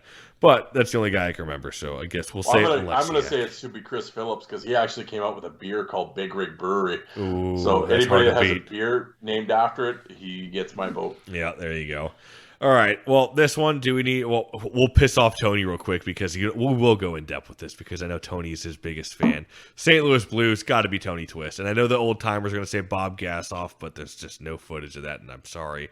I can't say Bob Gassoff. I have to say Tony Twist.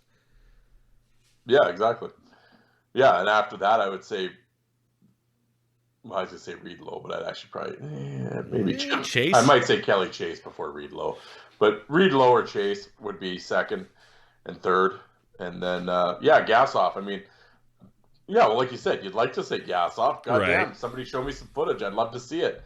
I hear, God, I have the hiccups. Are you serious? Jesus. I'd like to say Bob Gassoff too, but you just don't have the footage. I mean, you just don't have the footage for it. Yeah.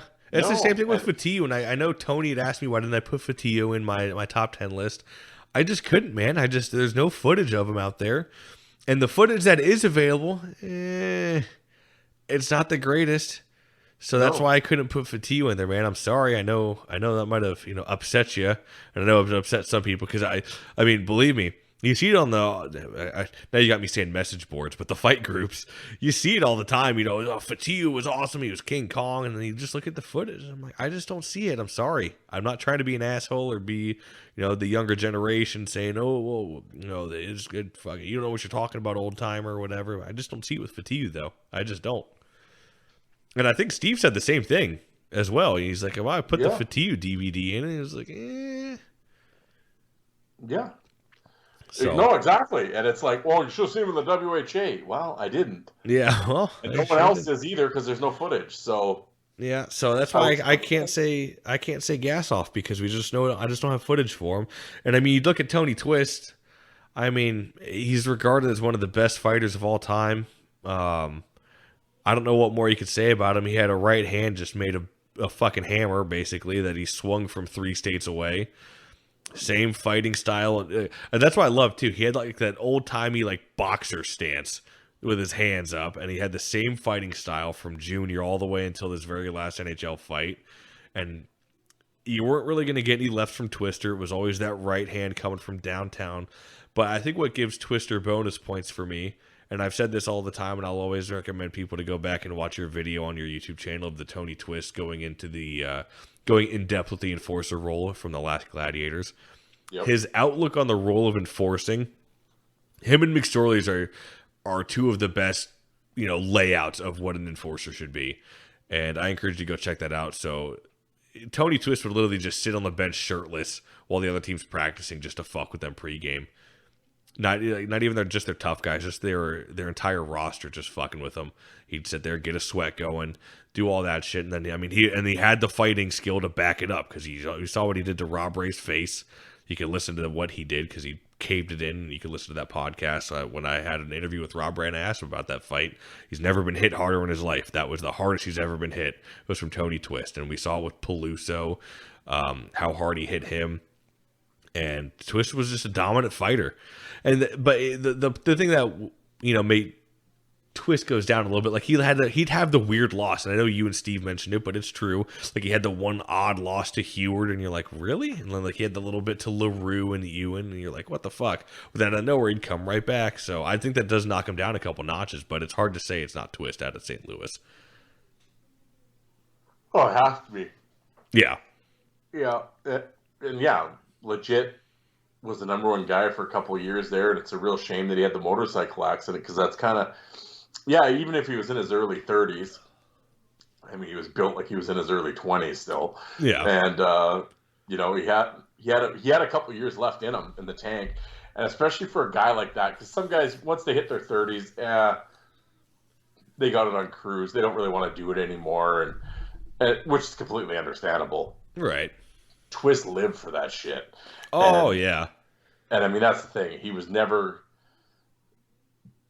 Yeah, he was just going to do it. And it was, what was it, Boston? I think he had signed with Boston. I've heard rumors it was either Boston or Philly were the two like contenders for Twister. Could you imagine seeing Twist in a Philly uniform or even Boston? I don't know. Exactly. Either one of them would look weird. I know he had. I have to ask Rivers again just to get confirmation. But yeah, like you said, it was one of those two teams.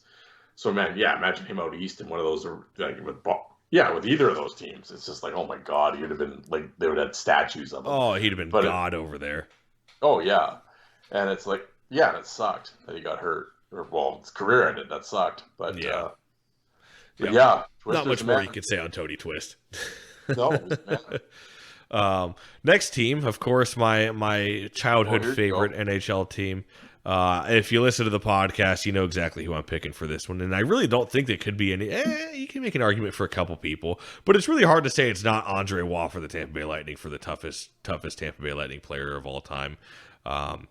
Tampa was another team until they got Andre Waugh. They were really kind of... Well, actually, I take that back. The one year, they were fucking stacked. I don't know why they ever went away from this, but at one point, they had like McCarthy, Vakota, Ciccone, Poshek, got like, all 4 of those guys on the same roster, and I think they had a couple others too. And they got Nazarov, I think, the following year. Well, they had like Chris LaPuma for like 30 games or something. Yeah. I always forget Basil McRae played there too, of all people. Well, the only reason I remember that he was there is because on the Sega Genesis, he's playing for Tampa. Yeah. So yeah, but like with why you had Dingman, I've heard people. I used to like this dude for he was a big Russian dude, Evgeny Artyukin. I used to like watching him. Was never like quite the enforcer role, more so just like a 4th line grinder, but he'd fight when he had to. I dug Artyukin, but Fedoruk was there, but Fedoruk was really on the back 9 of his career. He'd already had a lot of the injuries going on. I think he only had 1 fight with Tampa. Steve Downey, more of an agitator, but I always liked watching Downey. He was kind of like a Super Bowl, would just hit anything that moved. He had the hearing aid, so if you pulled that out of his head, he'd get pissed off. Who else did they have? They had David Kochi. I loved when Konopka was there, but they only had him for a season. So for longevity, and he was a solid fighter too, I got to go with Andre Waugh for Tampa. But Ciccone I could see as well, or Poshek. Yeah, I was going to say it's either Poshek or Waugh. Yeah, would be the either guy for me. Kyle Friedrich was there for a little bit. Unfortunately, he got hurt too, which is too bad because I would have really liked to have seen a Kyle Friedrich healthy. Yeah, guy was so big. Brant Myers there for a second too. Tampa was like another team that had like just sprinkled in toughness here and there, but never really had a designated guy. Poshek though, I don't know. I love Poshek fights. Oh yeah, dude, just wide open. The only problem with Poshek is you can cut him in a fucking pillow fight. So every fight he was always bleeding all the time, and it looked bad. But like Poshek, oh man, just giving and taking every single fight. I loved watching Poshek fights, falling down that rabbit hole. There is a fight that I would love to. I wish there was footage of. Was it the preseason? It was either preseason or untelevised. I think it's preseason. When Probert's is he in Chicago? Yeah, he must be in Chicago. But Poshek apparently just fucking gives it to him. And it's like, and it's not like old Probert, I don't really want to do this anymore. It's like when Probert first got to Chicago. Really? And oh yeah, and it's like, but no one's seen it. It was like untelevised, and it's but there was like I think there's a news clip of it, and they show like 4 or 5 seconds of it, and like Poshek's got like Probert like bent over, and he's just giving it to him, and it's like, and then other like articles or like newspaper articles like, oh, Rudy Poshek destroyed Bob Probert last night. But no one's ever seen it, and it was like shit. I'd love to see. Not that whatever, but it would just be. It's one of those little history pieces that you'd like to see, right? And either Poshek or Waugh. I mean, I'm a huge fan of both those guys, and Andre Waugh, yeah, absolutely, and him or Rudy, one of the two. I'll stick with Waugh, sure. Why not? Yeah, I'm down with. I'm a huge Andre Waugh fan. I encourage folks to check out that episode too. Hilarious human being, dude's funny as shit. But yeah, I'm a huge Andre Waugh fan, so I got to go there. Next one, I think is pretty obvious, but they've had a few tough teams. Of course, now, goddamn, you look at them. This team couldn't punch their way through a wet paper bag today. But the Toronto Maple Leafs, who do you got as the toughest Toronto Maple Leaf of all time? As if we'll be surprised. Well, I mean, it's got to be Domi just because of longevity. But correct. I mean, they've had a solid history of toughness. Oh yeah, I mean, the argument can be made with Tiger. I mean, all-time penalty minute leader. Yeah. But, and I mean, it fought everyone and did it forever, and actually a really good player too. Was Tiger the greatest fighter of all time? Not really, but I mean, he would do it. You got Wendell, who was really solid, but injuries really took their toll in terms of his fighting. Bob McGill. Wade Belak, you got to throw him in the conversation for sure. He would definitely actually not. Well, fuck, why didn't we throw Belak in there for Nashville? Didn't he play for like 1 year there though? Yeah. I just thought about that because when I think of Belak in Nashville, all I think of is him dropping Brashear. That's true. Never been done. As you're saying it, I was kind of like, well, who did we? I think we had Hornacek or something. Yeah, well, there you go. I picked 2-2. Well, Yeah. Well, but fuck, he again, played 20 3 seasons there, parts of 3 seasons. Well, it totals out to like a season and, I mean, fuck, maybe even only just 1 season total. But he played there from 2008 to 2011. But, you know, each year, 38 games, 39 games, 15 games. So, yeah, I will leave Belak as an honorable mention. I'll stay strong on my 2-2 pick. But, yeah, Belak and Toronto solid, though. Yeah. I mean, I put him behind Domi just because Domi had the longevity. I mean, right. Yeah, but it's like, yeah, you get Baumgartner and all those guys and whatever. I think I already said Bob McGill, but yeah. Colton Yeah, Orr's I mean, you have to too. say Domi. Domi played 777 games. There you go. So, yeah. It's hard to not say Domi, right? Yeah. Of course, I love the line of when they had like McLaren, Orr, and Rosehill all like that. I think they had it all in the same year. Awesome. I think it was when Brian Burke was running the team. Shocker. You know, now of course nobody on that team fights, so everybody just laughs and it's savage, bro. Because that's captain material. Yeah. Oh, my captain. Yeah. Ugh. They were so good that they let Plug Reeves pot 2 on them. How dare them? How dare them? I love it. Oh, I love it. That was the first NHL game I turned on in a long time. Once I saw he had 2 goals, I'm like, I'm turning this on just in case he scores the fucking hat trick because I want to see it. Never ended up happening, but nonetheless, his first 2-goal game since like 2013. And of course, it's against the Stat Boy Leafs. Oh, I loved it. I loved every second of it. Yep. Oh, yeah. No, that was tremendous. Beautiful. Yeah. But yeah, gotta say Domi. Hard to not say anything else but Domi. This next one, there's really only 2 you could pick from here. But of course, now we're on Tony's team. Well, no, we'll just skip it, right? Who? Yeah. Yeah. No, of course, we're on the Vancouver Canucks here. Who do you have as the toughest Vancouver Canuck of all time? It's really only down to 2, if you ask me. So we'll see what you got. Yeah, for sure. Yep. Yeah. It's either him or Ojic is all you can really pick, in my opinion. Yeah. I mean, yeah. And it's just, I'm not a fan of either guy. I'm not taking anything away from them. Obviously, they're very top, I'm not knocking them. But I was never a fan. I'm not a big fan of either of them. To be completely honest, and Tony's just going to be punching his dashboard. I never saw the Ojic thing. I just never saw it. I never thought Gino was that good. I was just kind of, whatever. I'm not saying he's a punch bag or anything like that, but just, I mean, there was all this Ojic love all the time, and I just never really got it. I was just kind of, I guess. But he stuck up for Bury, and he did, and well, now I'm talking myself out of exactly what I just said, but he took care of Bury and did his job. But I don't know. I never saw the Gino thing. It just, whatever. He was always middle of the road to me. But Brashear, that's when he came into his own. He left Montreal, went to Vancouver, really came into his own. Yeah, I mean, I know people love to hate him, but, he's in my top 10 of all time. I can't, Gotta give the devil his due. Yeah, and it's just like, and Vancouver is where he got rolling.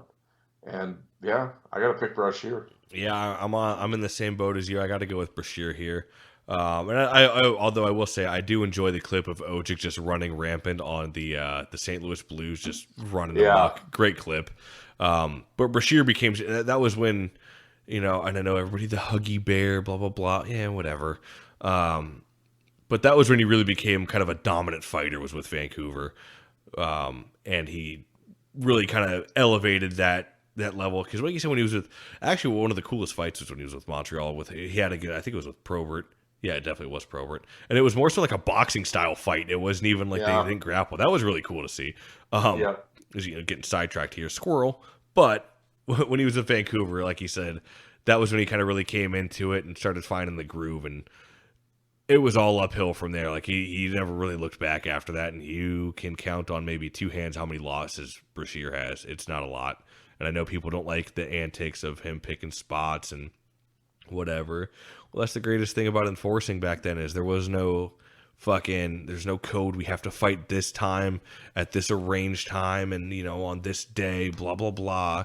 All this bullshit. Oh, I'll wait till you're at the end of your shift. No, fuck you. If I want to go now, we're going to go now. So I got to respect that from Brashear. I know people won't like that, and I know people probably think it's stupid, but, I mean, fuck you. If you're there to be an asshole then. And he was. So I got to give credit to Brashear, and he's like you said, he's one of the best of all time, whether people want to admit it or not, but he is. No, absolutely. No, I completely agree. So, got to go with Donald Brashear there. Next one, I think we've already discussed this. How many fucking whiskeys deep am I now? So, Vegas Golden Knights, Ryan Reeves. I don't think we really need to do much more elaborating on that. No.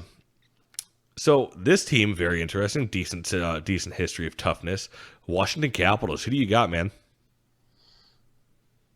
Yeah, this is interesting because I know a lot of people want me to say Chris Simon.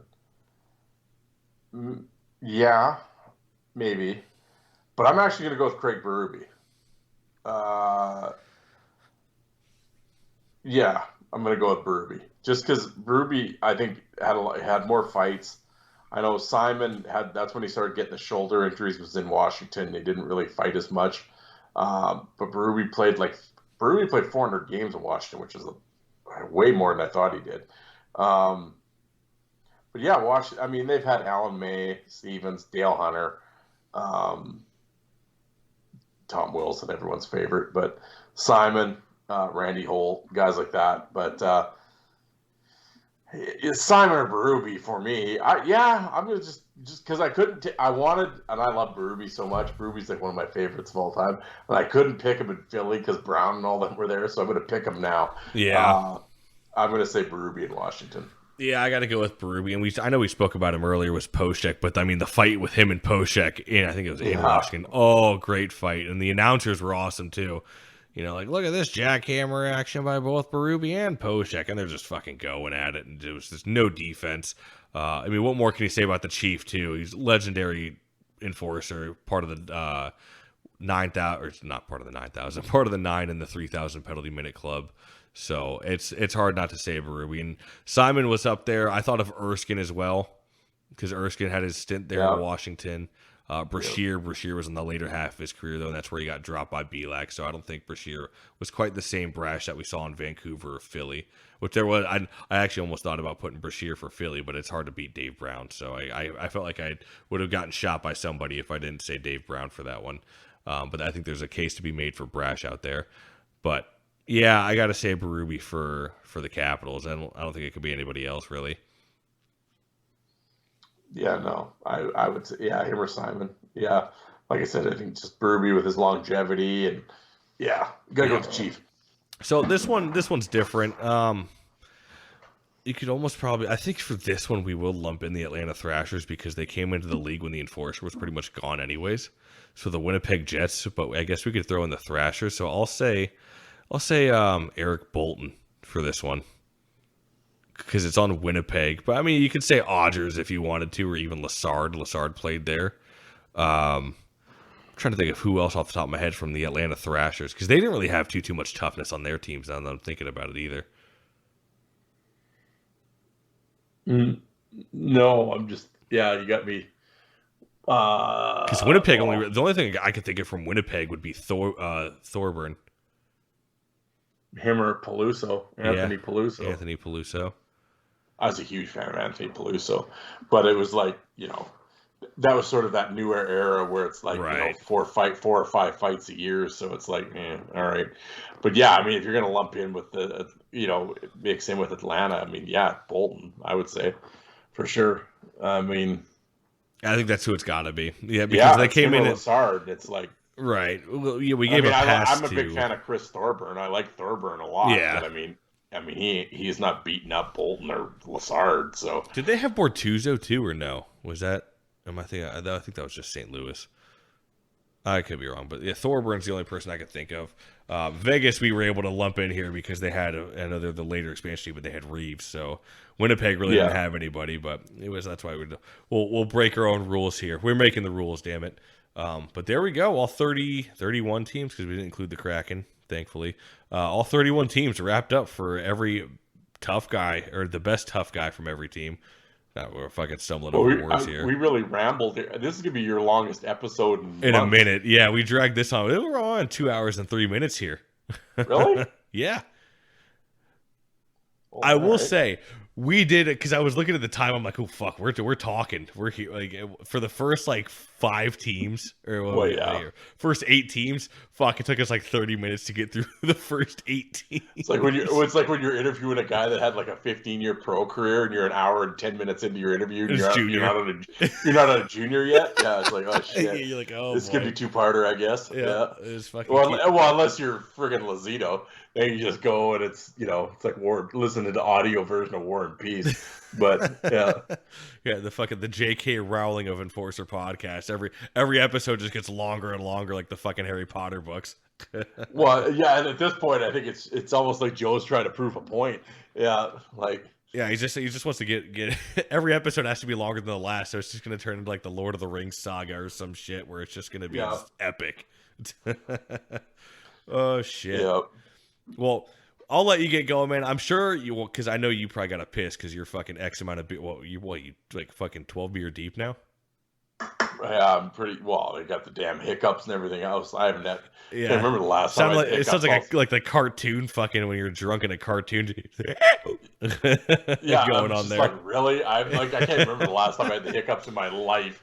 Yeah, and I do it on a podcast. It's like, oh yeah, good stuff. Yeah, no shit. Well, man, thanks for coming on. I really appreciate it. It was a great time. Well, like I said, I got to get you back on. We'll do the defunct teams. Maybe we'll get Steve on for that one because he could probably do a dive into like the WHA shit. Who knows? Oh shit, he'll start giving you dates and oh shit, yeah. He's the guy for that shit for sure. This time after this puck drop in this zone, yeah. Oh, exactly. Yeah. Well, I don't know, after this episode that even fucking Six Pack might be like, yeah, we're just not gonna do it's just anymore. This ain't working out anymore, buddy. Yeah, exactly. Might be getting bit of draw came up. Yeah, you're out. Oh fuck. Well, take it easy, man. I appreciate you for coming on. Oh, absolutely. Anytime. For sure, man. Have a good one. You too. Bye. For your right to party.